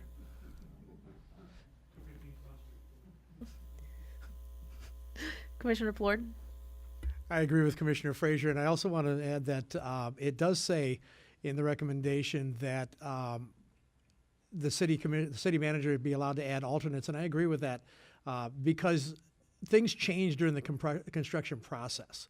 And the city manager has his finger right on the whole project, and I agree that the city manager should have that ability to make those changes as they come up. Commissioner Kibenzi, I'll be voting no on this. As I've said all along, I think this entire project financially does not benefit the citizens and the taxpayers of the city of Marquette. And it goes back to when we came forward with the memorandum of understanding, which was not a legal agreement. We took no effort to hold public hearings on this. And financially, I think that would have been the most prudent thing to do, because what I was hearing at that time were that several community members and taxpayers thought we were giving away too much, whether it was the $4 million for probably a $20 million piece of land. Now coming and looking at our municipal service center project, the design build, where we have to add in alternates that were part of our current facility. It's not right, and hopefully this is the last time I have to vote no on it, but I would just like to say Gunlock Champion, they've done a great job. I think we've put them up to an almost near impossible task. Has nothing to do with their company. I think our city staff has done a great job. I really hold the previous city administrator as well as the previous city commission that didn't take the time to allow the public to comment financially on it, because I think you would have heard loud and clear that people didn't want to pay for this. any other commissioners? Commissioner Conley? This assures that we bring this project in under budget and with different contingencies, and hopefully they don't occur, then we can get ourselves things like a salt barn and other things that are as listed on the alternate, but are really pretty necessary to function as a city. And I want the city manager to be able to proceed with that as soon as practical, because we need a salt barn, not for this coming winter, because we have it, but for the next winter after that, and other things. So it gives that flexibility that we don't have to go through the whole process each and every time. We're more concerned about the overall costs and the total budget. That's why this is good. I'm also glad to see, looking at the subcontractor list, that local companies play a prominent role in this project, and I am certain then that our local labor force will be employed in building this for us. Commissioner Plord? I do want to thank city staff, because I know a lot of city staff work very, very hard on this project, and they know where the costs are going to, and they know they've really looked at the plan, they really looked at the construction project from one end to the other, top to bottom, and I think they did a great job. So congratulations. Any other commissioners? Commissioner Frazier? Good luck. Any change orders has to be approved by Mike Angeli, just letting you know. Well, I'm extremely thankful that this project is coming to at least a close, and I'm very thankful for staff and Gunlock for getting this project under budget. And just to confirm, we're supposed to break ground on our new service center, and I believe that is Friday at 10 a.m. Am I correct? City, yep, Friday at 10 a.m. And I'm just thankful that we got this under budget of our intention. Any other commissioners? All right, I will call the question. All those in favor, please say yes. Yes. Yes. Opposed? Opposed. That carries 5-1. Moving on to the next item under new business, item 10, City of Marquette and Marquette Charter Township Water Rate Study. City Clerk, could you please read the background? Thank you. Background. Pursuant to a 2009 water supply contract between Marquette Township and the City of Marquette, an independent consultant mutually agreed that between the parties shall Agreed to between the parties, shall conduct a joint water rate study every 3 years to determine the rate to be charged for water supply services based on the actual cost of service. Accordingly, the attached request for proposals was disseminated on March 16th, 2016 to the Mining Journal, the City of Marquette website, the Marquette Township website, and Channel 191. On April 21st, 2016, 2 proposals were received. The proposals were independently evaluated by Randy Gerard, Kurt Goodman, Kirk Page, and Gary Simpson. The firms were rated on a predetermined matrix of factors and values. The main evaluation criteria were project understanding, relevant project experience, and key personnel to be assigned to the project. The selection committee met on April 27, 2016, and unanimously agreed to recommend Raftelis Financial Consultants, Inc. as the most qualified to provide a joint water rate study for the City of Marquette and the Charter Township of Marquette. The combined committee evaluations are attached. Raftelis has a depth of resources with extensive prior utility rate consulting and working with joint agreements. Based on the proposed scope of work, the selection committee negotiated a not-to-exceed cost fee of $28,000 to provide professional consulting services for the City of Marquette and Marquette Township. The Marquette Township Board approved Raftelis Financial Consultants during their May 17, 2016 board meeting. Fiscal effect: per the amended 2009 water supply contract, rate studies are shared equally between the jurisdictions. The city's portion is approved in the fiscal year 2015-16 budget and will be paid from the water fund at a not-to-exceed amount of $14,000. Recommendation: award a professional service agreement to Raftelis Financial Consultants, Inc. for a not-to-exceed cost of $28,000 to conduct a water rate study for wholesale water rates per amended 2009 water supply contract. Alternatives as determined by the Commission. Commissioners? Commissioner Plord? I move that we award a professional service agreement to Raftelis Financial Consultants Incorporated for a not-to-exceed cost of $28,000 to conduct a water rate study for wholesale water rates per amended 2009 water supply contract. Commissioner Frazier? Second. Commissioner Plord, any discussion? One of the things, they are professional, Raftelis Financial Consultants Incorporated, and it gives a working plan that the township and the city can use and work with, and it's a good way to go. I think it'll work. Commissioner Frazier? No comment. Any other commissioners?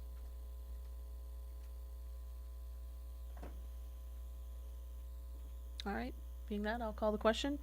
All those in favor of the motion, please say yes. Yes. Yes. Yes. Opposed? Carries 6-0. All right, moving on to the next item under new business. Item number 11, request for an easement upon municipal property in Sands Township. City Clerk, could you please read the background? Thank you. Background: the Michigan Department of Transportation has submitted an application requesting to purchase an easement upon municipal property in Sands Township.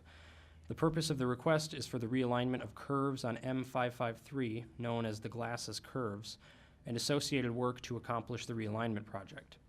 Fiscal effect: the Michigan Department of Transportation is offering $24,200 for the requested property. Recommendation: approve the request and direct the city manager to execute the easement agreement. Alternatives as determined by the Commission. Commissioners? Commissioner Conley? I move that the City Commission approve the request and direct the city manager to execute the easement agreement for the Glasses Curves area. Commissioner Baldini? Support. Commissioner Conley, any comment? This is found money for us because that property isn't really of any value. It's a big rock, and I'm really glad to see MDOT is doing some. A lot of people have lost their lives there, and this is going to make that road a lot safer for all of us. Commissioner Baldini? No comment. Any other commissioners? All right, I'll call the question. All those in favor, please say yes. Yes. Yes. All those opposed? Carries 6-0. Next item under new business, item number 12, rezoning request for 120 Fisher Street. City Clerk, could you please read the background? Thank you. The owners of 120 Fisher Street submitted an application to have the property rezoned from general residential, RG, to an office, O, zoning district. The Planning Commission held a public hearing on May 3rd, 2016 for this request and made the following motion. It was moved by S. Lowry, seconded by R. Chapman, and approved 8-0 that after review of the staff file review analysis for 01-REZ-05-16, the Planning Commission recommends that the City Commission deny the application request based on the opinion of the City Attorney regarding the violation of transition yard requirements. Per Section 80.06 of the zoning ordinance, upon recommendation of the Planning Commission, the City Commission shall either schedule a public hearing or deny the request. Fiscal effect should not be considered in regard to a rezoning request. Recommendation, concur with the Planning Commission and deny the rezoning request for 120 Fisher Street. Alternatives, schedule a public hearing at the June 13th, 2016 meeting. Commissioner Baldini? I'd like to move that we suspend the rules to have a discussion with this and hear from council. Commissioner Plord? I second. Any discussion? Okay. All those in favor of the motion, please say yes. Yes. Yes. Opposed? Carries 6-0. All right, I will let you, Commissioner Baldini, go right Well, ahead. in the briefing memo they sent to us that was read, they are recommending we deny the application. But it's also suggested that if we don't want to do that, we want to have a public hearing. And I'd like to hear the opinion from the attorney, because it says that the City Commission denied the application request based on the opinion of the city attorney regarding the violation of transition of yard requirements. And so I'd just like to hear what that is, if that's okay. Oh, okay. Yeah, I'd like to hear City from the attorney? Oh, sure. Well, first of all, I've talked to the zoning administrator on this, and I just as a background, I got the impression that the Planning Commission really wouldn't be unhappy if this went forward, but it was more of a technicality. The question that was presented to me is, could you get a variance on a proposed rezoning? And really the rezoning of the property occurs first, and then you ask for a variance, and I thought it wouldn't work the other way around, at least at that level. Perhaps the City Commission could make it work. But I think for them, because if you rezone it and they already violate the yard requirement, then they're already in violation of an ordinance when you rezone it. And so I thought it was putting them in jeopardy by allowing the variance or the rezoning first and then the variance. So Dave, I've talked to him at some length about this, and he may have something to add, but I think that was just a simple chicken egg kind of a thing. What comes first? If you can't really grant a variance on a piece of property that has been rezoned, and you want it rezoned, or you want the variance because you want to rezone the property for office space. And so it was a difficult, I think, problem for the Planning Commission to deal with, but I from talking with Dave, I think the City Commission can deal with it, but I would, ask him Dave? if you wanted him to weigh in on it. Do you have anything to add, Dave? Yes, I'll just paint the picture for you. The buildings on these lots, some of you I'm sure have been by there, that they're nearly touching. The eaves are probably less than 3 feet apart on the two houses, and this goes back to the house at farthest to the west, adjacent to this property, was built a long time ago, before that part of town is full of houses like this that are built over the property line. So there's already an ordinance violation going on there, a non-conforming, what we call legal non-conforming. It was legal at one time, but now it doesn't conform to the ordinances because the one house, of course, is built over the property line, which doesn't, it's not legal, but it's also in the side yard. You're not supposed to build anything in these, we have side yard requirements. So both of these buildings are in their side yards. They're both violating the current ordinance that way, so they're legally non-conforming that way. But once if this was rezoned, that building on the requested property immediately, as Ron indicated, is violating another ordinance, the transition yard requirement, which for an office district has a 15-foot yard requirement between any structures and the property line. So the planning commission cannot positively make a recommendation on something that violates an ordinance that is in their purview. Thus that decision. The other things the planning commission has to weigh here is it spot zoning? This is a big one, and they all went one by one and determined it wasn't spot zoning to rezone it to that district, office district, because there are 4 properties adjacent to each other, 2 on Fisher and 2 on Front. They're all office district. But the other issue is whether or not they made a mistake when the future land use plan, part of our community master plan, was adopted just last August, and they looked at every parcel in the city and made a decision on what the zoning the land use and a future zoning should be for that property.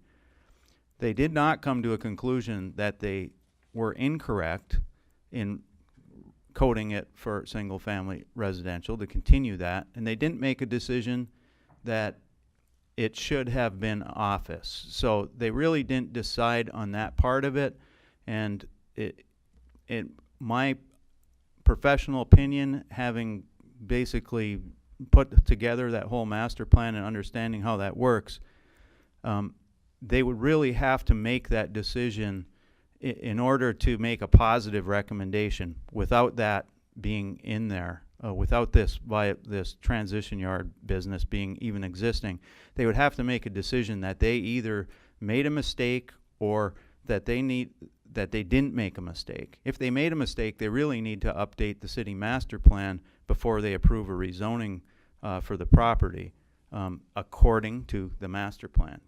It's all laid out in the master plan how a rezoning should be conducted and what are the things to consider. And so that's it. That's it. So Just that little short explanation. All right. Commissioner Baldini, do you have anything further? Based upon that discussion, and that's it, and because it was just done recently, I'd like to concur with the Planning Commission to deny the rezoning request for 120 Fisher Street. So move. Okay. Any support? Commissioner Plorden? I second that.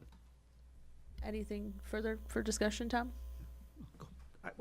I was just going to say that listening to Dave's explanation, it's a plan we just adopted the first part of this year, and it appears they're going to have to go back and do some reevaluation if they want to make an exception here. So therefore, that's why I'm saying I concur with the Planning Commission.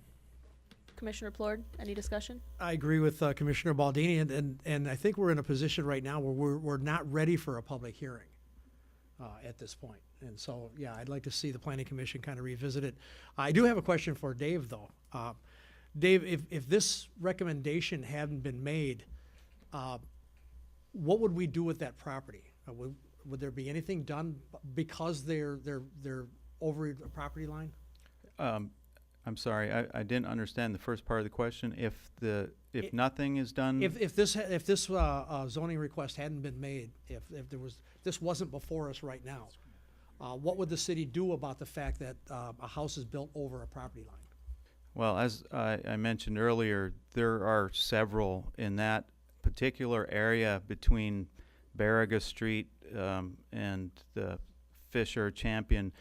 There are several that are like that, and there's no easy solutions to any conflicts between the neighbors. I hate to say it, but it probably more or less winds up in court if there are, because we can't resolve those issues. They go back to surveys that weren't accurate, and it's a civil issue. It comes down to civil issues, really. Any other commissioners? Commissioner Conley? Does Ron or Dave, any solutions here? Can you give us a legal solution, an alternative to denying if we wanted to accommodate this owner's request? Well, this is the conversation I had with Dave. Maybe we weren't on the same page, but I thought maybe the city commission could hear this and come up with another solution. Right. Yes. you know, if the city commission really found no harm here and decided they wanted to rezone the property, what would occur is that property could be used for the business that they want to have there, but they can't make any expansions or improvements to that property or that building. And so that constrains them that way, because you'd kind of be granting them a variance by approving it. And it's kind of an odd situation. I don't know, we've seen one like this where you're creating a situation where they really need a variance to do anything to the building. If they want to do really anything besides tear part of it down and get it out of that 15-foot transition area, which they could do. And they could completely demolish the building and, you know, build a new building there. It does allow them options, but it constrains them in the current building.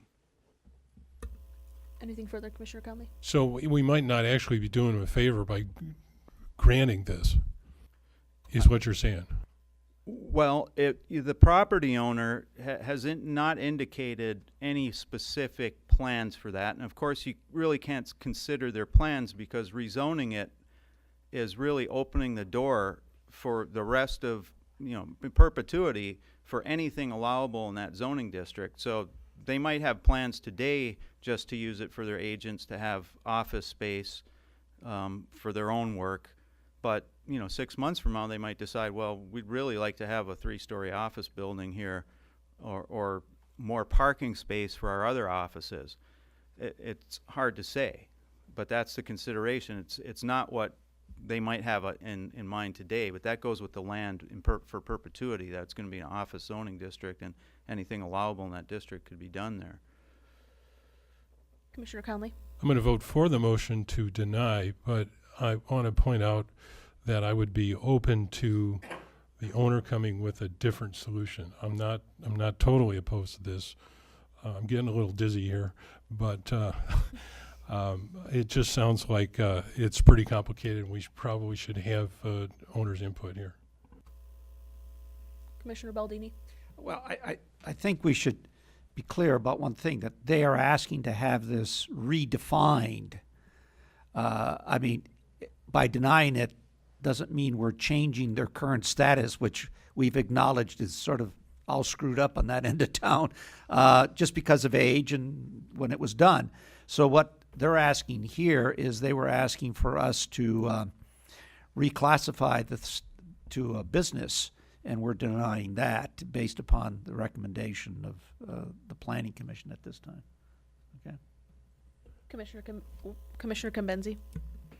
I agree. I think this really best belongs in the hands of the Planning Commission. And I think they did give themselves an annual review of the master plan to see if there was anything that really stood out. So within a year, I think they could certainly look at this again. And that is okay with me. That makes sense. Commissioner Conley? If we deny, they can continue to use that building for the office that they're using it for now, is that right? Or is no, it's a office- residence currently. It's a residence now. Yes. It's not being used as an office. Right, it can't be under the zoning. Oh, okay. Thank you. Sorry. I told you I was They dizzy. would like to use it for an office. They have a house right next door they use for the same thing. Their agents do their work there, and then they meet clients at the building on Front Street. All right. Commissioner Frazier? Like the property owners to concur with the Planning Commission, meet with them and ask them their opinion, work with them. They're the experts on all this stuff. I went to one of your Planning Commission meetings, the open forum, and you guys got a lot on your plate, but like this is best held by by the Planning Commission, who knows all the rules and works all the angles and know the zoning and everything. I think it's best worked for the Planning Commission. Any other commissioners? Well, I also agree with concur with the Planning Commission's decision and to deny this rezoning request based upon all of the wonderful information they provided us regarding spot zoning and all of those things. With that, I will call the question. All those in favor, please say yes. Yes. Yes. Opposed? All right, carries 6-0. Next up on new business is item number 13, which was added to the agenda, which I don't have any background information for. So as long as it's not a problem with the commission, I'll let Tom go. Okay. If you recall, Madam Chair, I said that I would request the city manager and the city attorney to evaluate the possible exposure of the city financially and legally resulting from the action of the commission at a special meeting in June of 2015, approving a community development block grant for a blight prevention project at 215 South Front. And I'm prepared to provide some background. It was seconded. Is that correct? I think you still have to make a motion. If Okay, you were, I will move that, okay? Okay. Yeah. Commissioner Conley? I'll support that. It was this commission back in June of 2015 scheduled a hearing for the end of June 29th to gather public input on the proposed 215 South Front Street Restoration Blight Prevention Project. The hearing was held and it was moved and the resolution authorized the submission of the application. It was unanimously approved by the commission.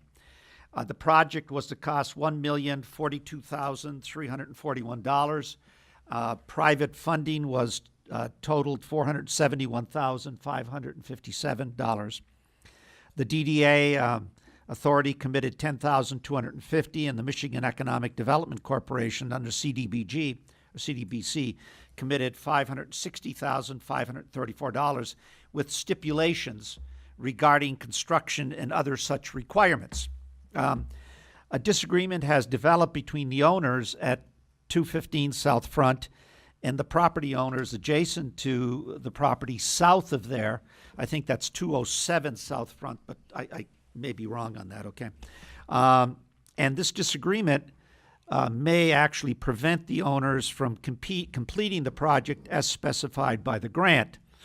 They are going to be returning to court, as I understand.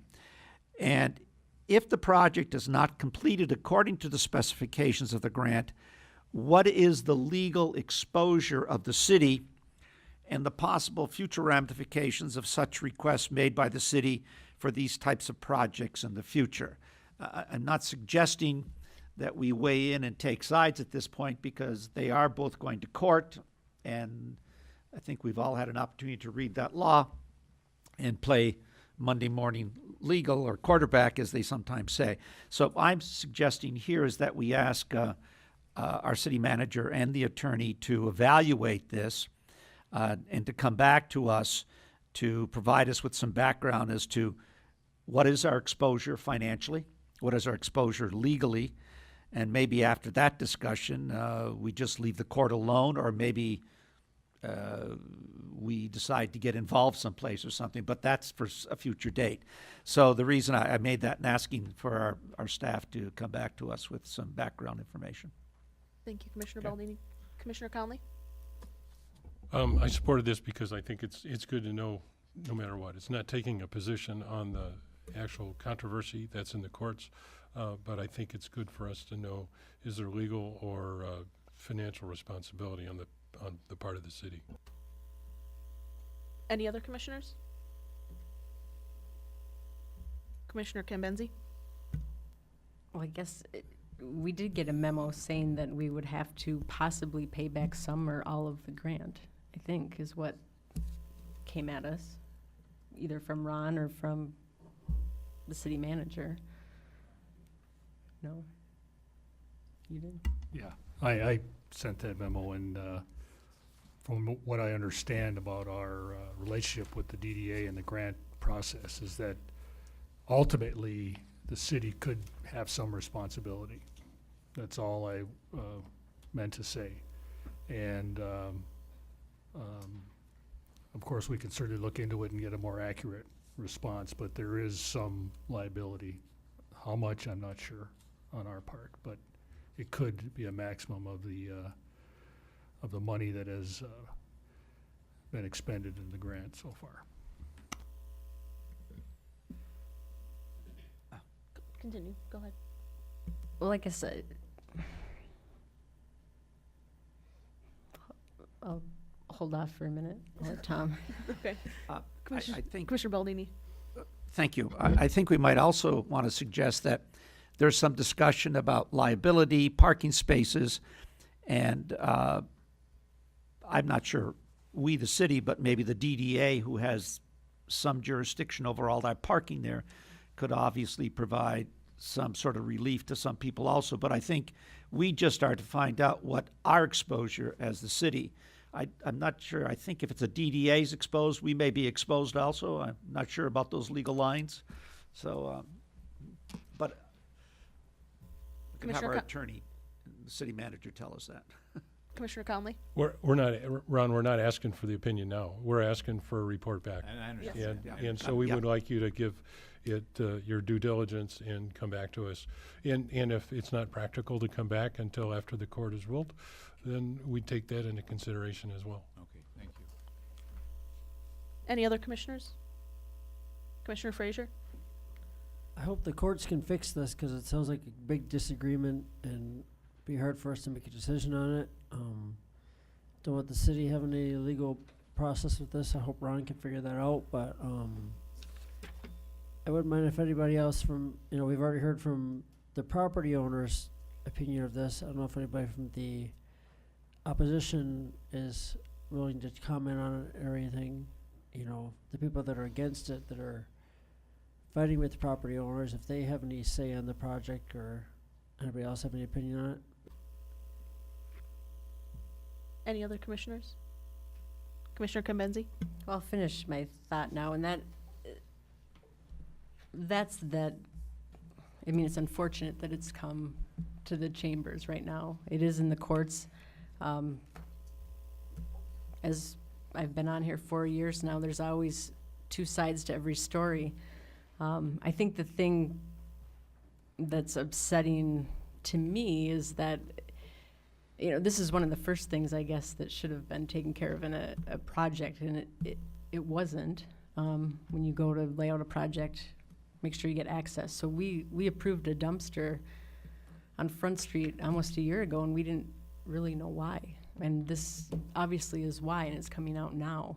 And so in those 8 months or however long it's been, now we're at the 11th hour, and it's almost like, what can we do? There's not much we can do because it's gotten to this point. So looking back, it would have been nice to try and resolve this before we're at this point. I don't think there's anything the city can actually do to help this along. It's in the court system.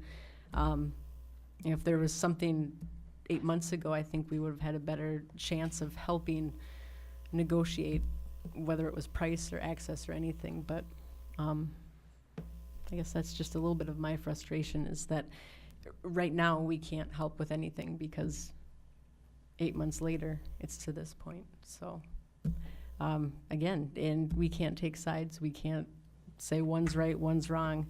But maybe next time just be mindful of the process, and that this is one of the things that absolutely had to get figured out early on. Any other commissioners? Question? Commissioner Baldini? Call the question. Oh, okay. All right, all those in favor of Tom's motion, please say yes. Yes. Yes. Yes. No? All right, passes 6-0. But then my no was a yes. All right, moving on to the, oh, no, that's closed session, yes, public comment first. Moving on to the second public comment of the evening. Comments may not exceed 3 minutes per person. Please state your name, physical address, and city or township of residence when making public comments. If you could please go up to the podium, that would be appreciated. Anybody wishing to address the commission?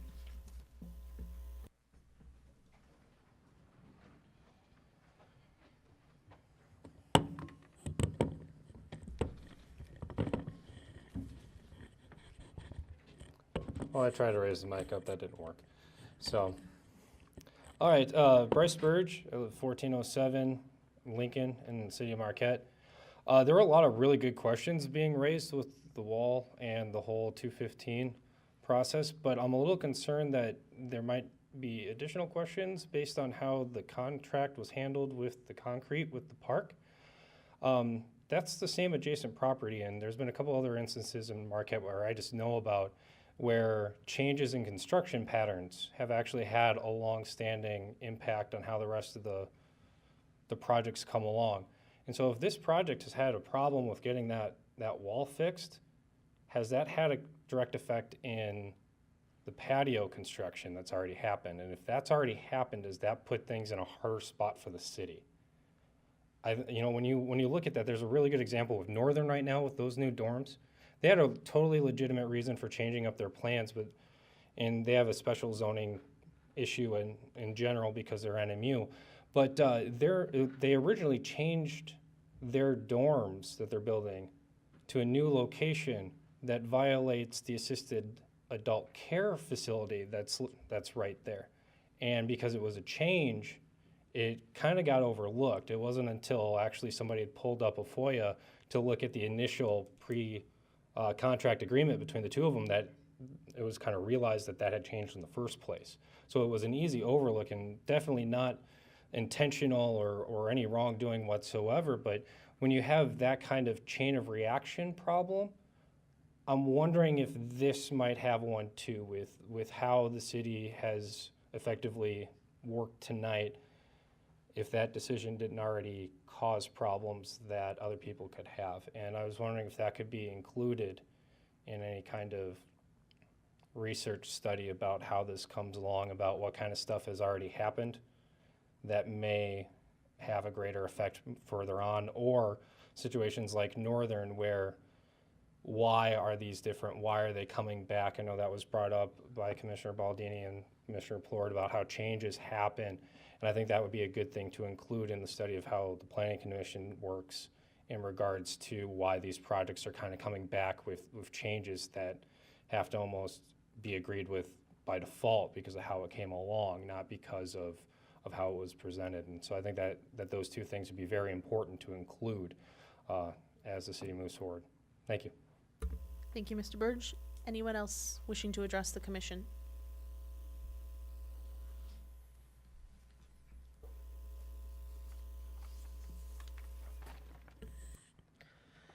Frank Jefferdo, 350 East Ridge, Marquette. These are my opinions.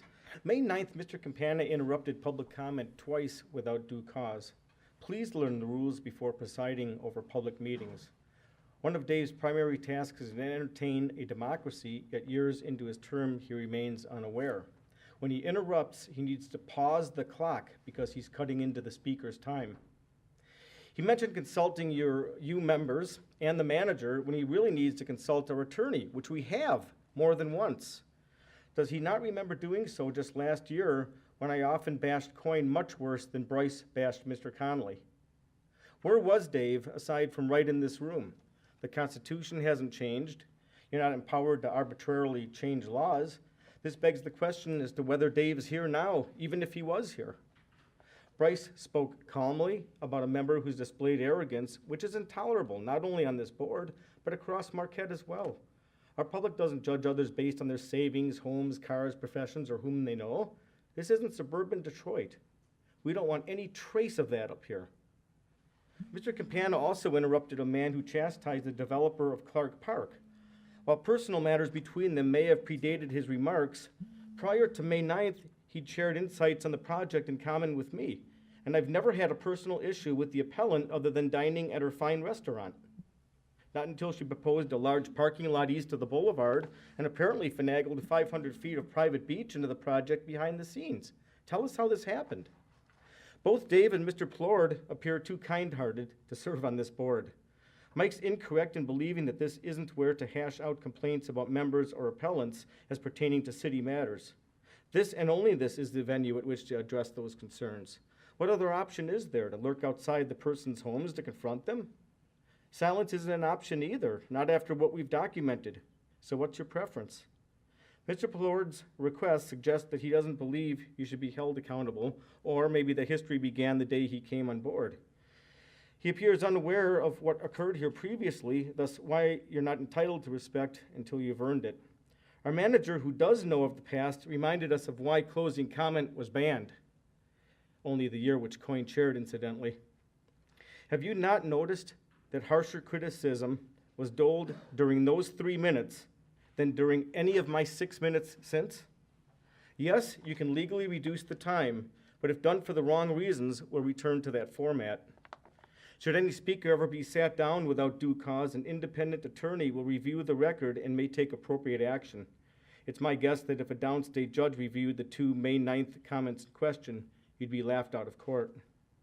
You might endure your $1,000 fines nicely, but you'll never outlive the embarrassment.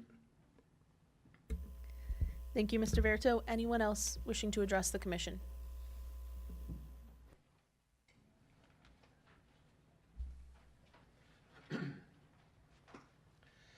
Again, good evening. Jorma Lankinen, 8 Marquette Drive here in the city.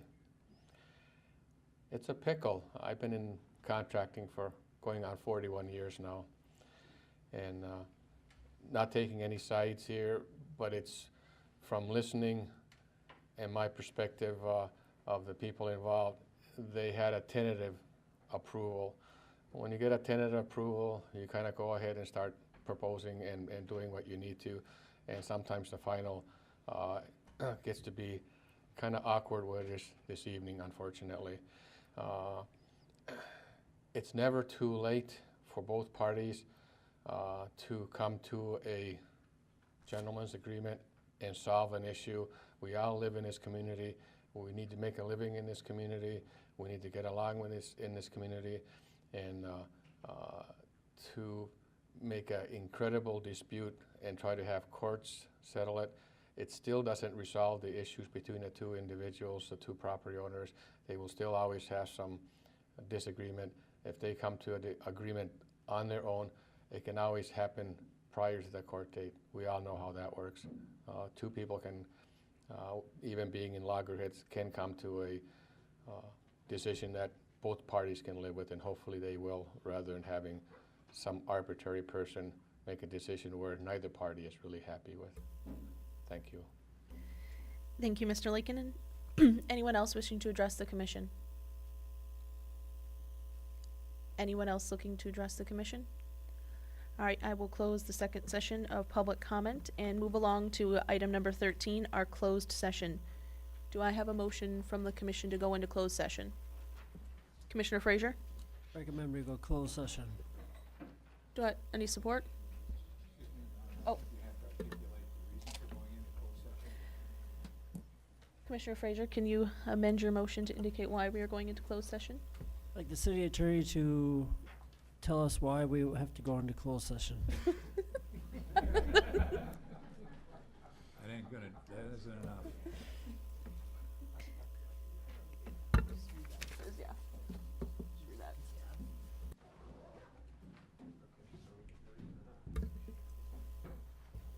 Closed session is to consult with the city attorney regarding trial of a settlement strategy in connection with matters pending against the city of Marquette and Michigan Tax Tribunal.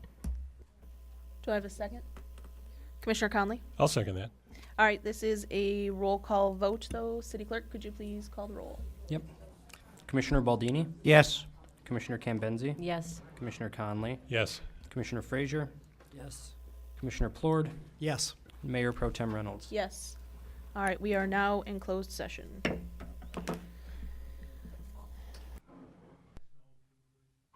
He's doing that right now.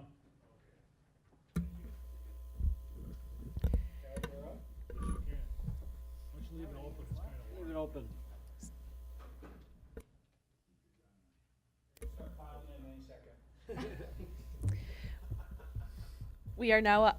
We are now out of closed session, and in the next portion of our agenda is comments from the commission. I am going to start with Commissioner Baldini. Thank you. It's been a interesting month, and it's probably going to be a couple of more interesting months. Just a couple of things. The other night, I attended the short-term, long-term rental hearing, and the Planning Commission did, I think, a superb job of gathering information. And I don't know where they're going to go, and I'm not sure they know what they're going to do with it also, because it's a very tricky matter for the city, and it's probably going to cause us some more angst as we get along in that whole process. And if we become too restrictive, people will just go and get property in the townships probably, or just start doing it without us knowing about it. I think also it's becoming very apparent with everything going on, the exciting things going on in the city, that the Planning Commission is going to have a great deal of work in front of them the next couple of months, and not the next couple of years, along with a number of our other commissions and committees in the city. I mean, it's some exciting things that are going on, and I think we should commend the staff, I want to at least, for moving the things forward, especially the administration here. I mean, they resolved the federal forest property. They're moving the service center forward, breaking ground for that. The hospital was a very successful groundbreaking last week. And there have been many more of those things. And it's interesting, when people come to town and they haven't been here for a while, it's the interesting reactions they have and comments they have for all of us. So let me stop there and say it's been interesting, and it's going to be even more interesting as time goes on. So. All right. Thank you, Commissioner Baldini. Commissioner Plord? Yeah, I do want to thank the Beautification Committee again, because it is one of the first things that people see when they come to town, and people live here love it. Tourists that come here love it. So they've done a great job. And I also agree with Commissioner Baldini. The city, from top to bottom, is doing a fantastic job, really, I think, in getting things moving, getting things done. Gary, thank you for the numbers that we have here and the work that you do. Very, very confident in the work that you do, and for all the other offices as well. And I also want to say that policing, maybe that's not a good word, but just regulating public comment is not a violation of the U.S. Constitution. And I've read the Constitution very, very often, and there's nothing in there that says that somebody at public comment gets to say anything they want. Public comment is for the public and public business, not for personal vendettas or arguments. And I will continue to say that and keep it that way. I think we as a commission need to keep it that way, and I think we should state it that way. So anyone who wishes to come up before the commission with public comment should be talking about commission or public business. And that's that. I do thank the public comments for tonight, and I think it was very difficult for some people, and I understand that, to speak publicly about what they have to say. And it is a way for the commission to find out information that we may not know. That's very, very important, and I do appreciate that. So I think public comment needs to stay in that vein. Thank you, Commissioner Plord. Commissioner Conley? I'll echo Commissioner Plord's comments about public comment. And we actually have in our commission rules a rule about decorum in the commission chambers and regarding public comment that precludes or does not allow personal attacks and personal comments. And I think we all need to keep that in mind. Thank you, Commissioner Conley. Commissioner Cambenzi? He's not here, but I'd like to thank Jorma Lankinen for his comments tonight on what's going on with the business and the, I guess, the remodeling of 215 South Front Street. It's true, it's gotten to the point where we as a commission can't really do anything about it, but his comments saying that if they want something to happen before the court ruling, that those two parties can actually do that, and I thought that was great. Couldn't have said it any better.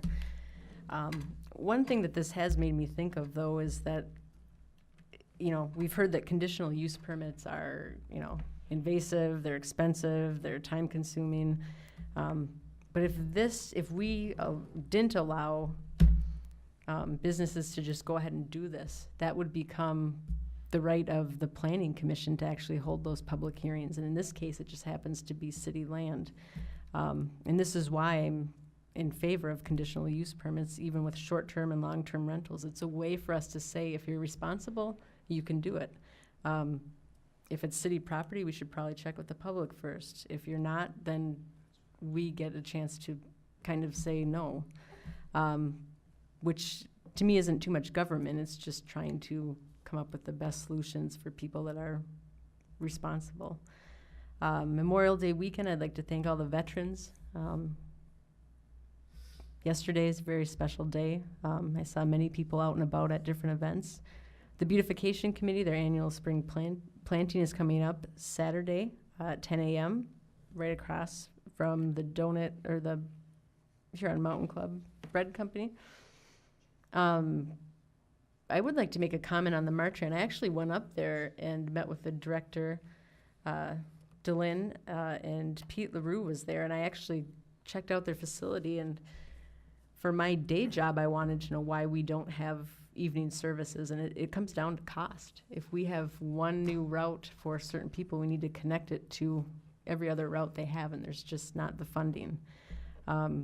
We do have buses that go up and down 3rd Street twice every hour when they're in operation, and they're required to have ADA access and lifts. They all do.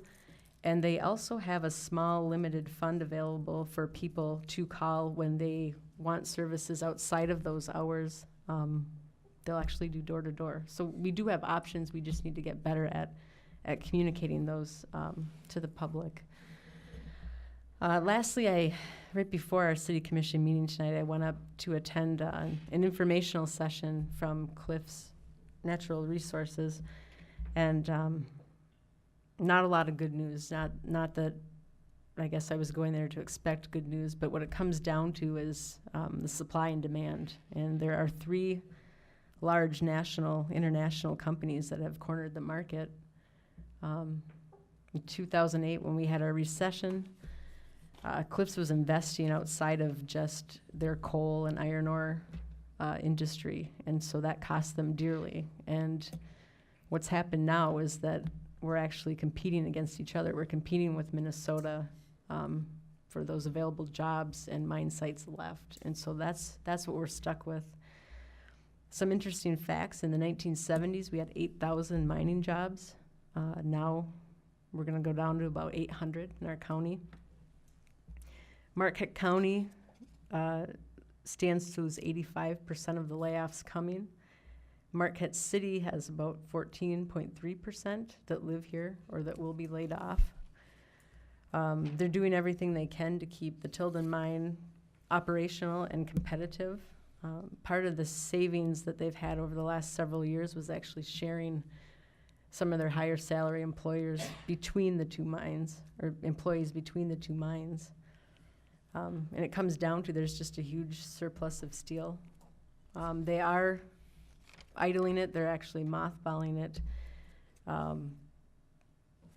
They'd like to invest more. They'd like to kind of be positive, but the only thing that they will keep are their permits. They do not want to get rid of their air, water use permits, so they will keep those.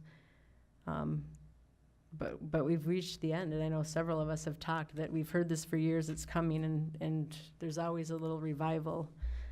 But in 2009, we had a chance to actually expand that mine. I think it would have cost $50 million back then to keep it operational until 2027, and we didn't. Now it would cost $400 million. So the situation's there. There are going to be some transfers. It looks like there's going to be around 300 workers that will be laid off, 50 salaried employees.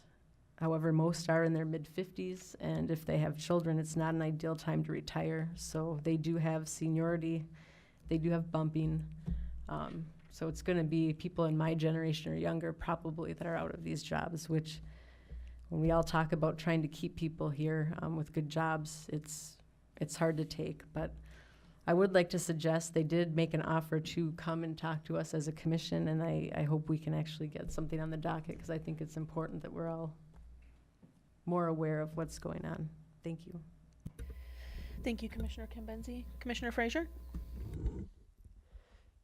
The time I was gone, I did miss working with my commissioners, but I did not miss 2.5, 3-hour meetings, that's for sure. I don't know if rehab put me up for that, but my rehab taught me a lot on all the months I was gone, but I don't know if they taught me to sit through 2.5, 3-hour meetings, but Mike Hodgley would teach me anything, so I can rely on him to help me.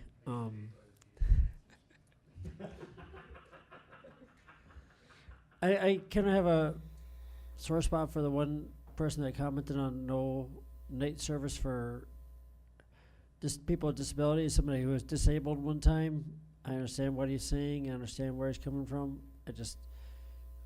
but that's up to the public, you know, it's not really up to the city, it's up to the companies that run buses and stuff like that to supply that type of business, not us really, I guess. It's not something the city would have to pay for, but maybe there's other rules, I don't know, that's not my knowledge. I also did go to the public meeting by the planning commission that Baldini went to, and as a few friends on the planning commission, I said, you guys got your work cut out for it, and it made me dizzy just listening to all the rental stuff, so I'm glad they're dealing with it, not us. I just hope we don't have to deal with it.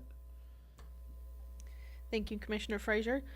Well, if I go on too long, then we would have to extend the meeting, so I will just say that I had the chance to break ground for Marquette General last week, and that was really wonderful to see the next chapter continue. And also I had a chance to do the annual City of Marquette Art Awards, which was actually so far my favorite event of being a city commissioner, of being able to be a part of and give a speech at and make people laugh. And lastly, just happy belated birthday to Commissioner Cambenzi, and City Manager, it's your turn. Commissioner Cambenzi, are you still eligible for the 40 and below club? Oh, you are 40 and below. Okay. Very quickly, a reminder again that the Service Center groundbreaking is this Friday at 10 o'clock at the location on Wright Street. It won't be as spectacular as the Duke Life Point, but it'll be darn close. Community office hours are a week from Wednesday for myself at the public library. I believe it's the 8th from 10 to 12 at the Peter White Public Library, and commissioners, again, you're welcome to attend. And lastly, and honestly on a serious note, I want to thank you all for your support through the last 8 months in getting the service center up to speed with our Duke, including our Duke Life Point process. And I know I joke about a lot of things, but you know, it's been quite a challenge, and without the free reign that you've allowed me to work with and the support, it would not have been completed. And you know, I also joke, I mean, Jen LePage was an integral part of this whole service center part of the process. I mean, she rode herd on the interior staff or internal staff to make them stay on task and to get things done, and she did a wonderful job. And of course, that was with Kurt Goodman, Scott Cambenzi, and Eric Steeman, who also were on that team. And Jen also was the one who brought the Forest Service property home, and I could tell you that it was it was kind of a bittersweet thing for me, because I was nervous about it, but it was kind of fun to watch her sweat it out. You know, as a young person, just learning how the things work in the world, it was a nice learning experience, but she met the task, and with that, I'm done. Thank you. Thank you, City Manager, and with that, we're adjourned.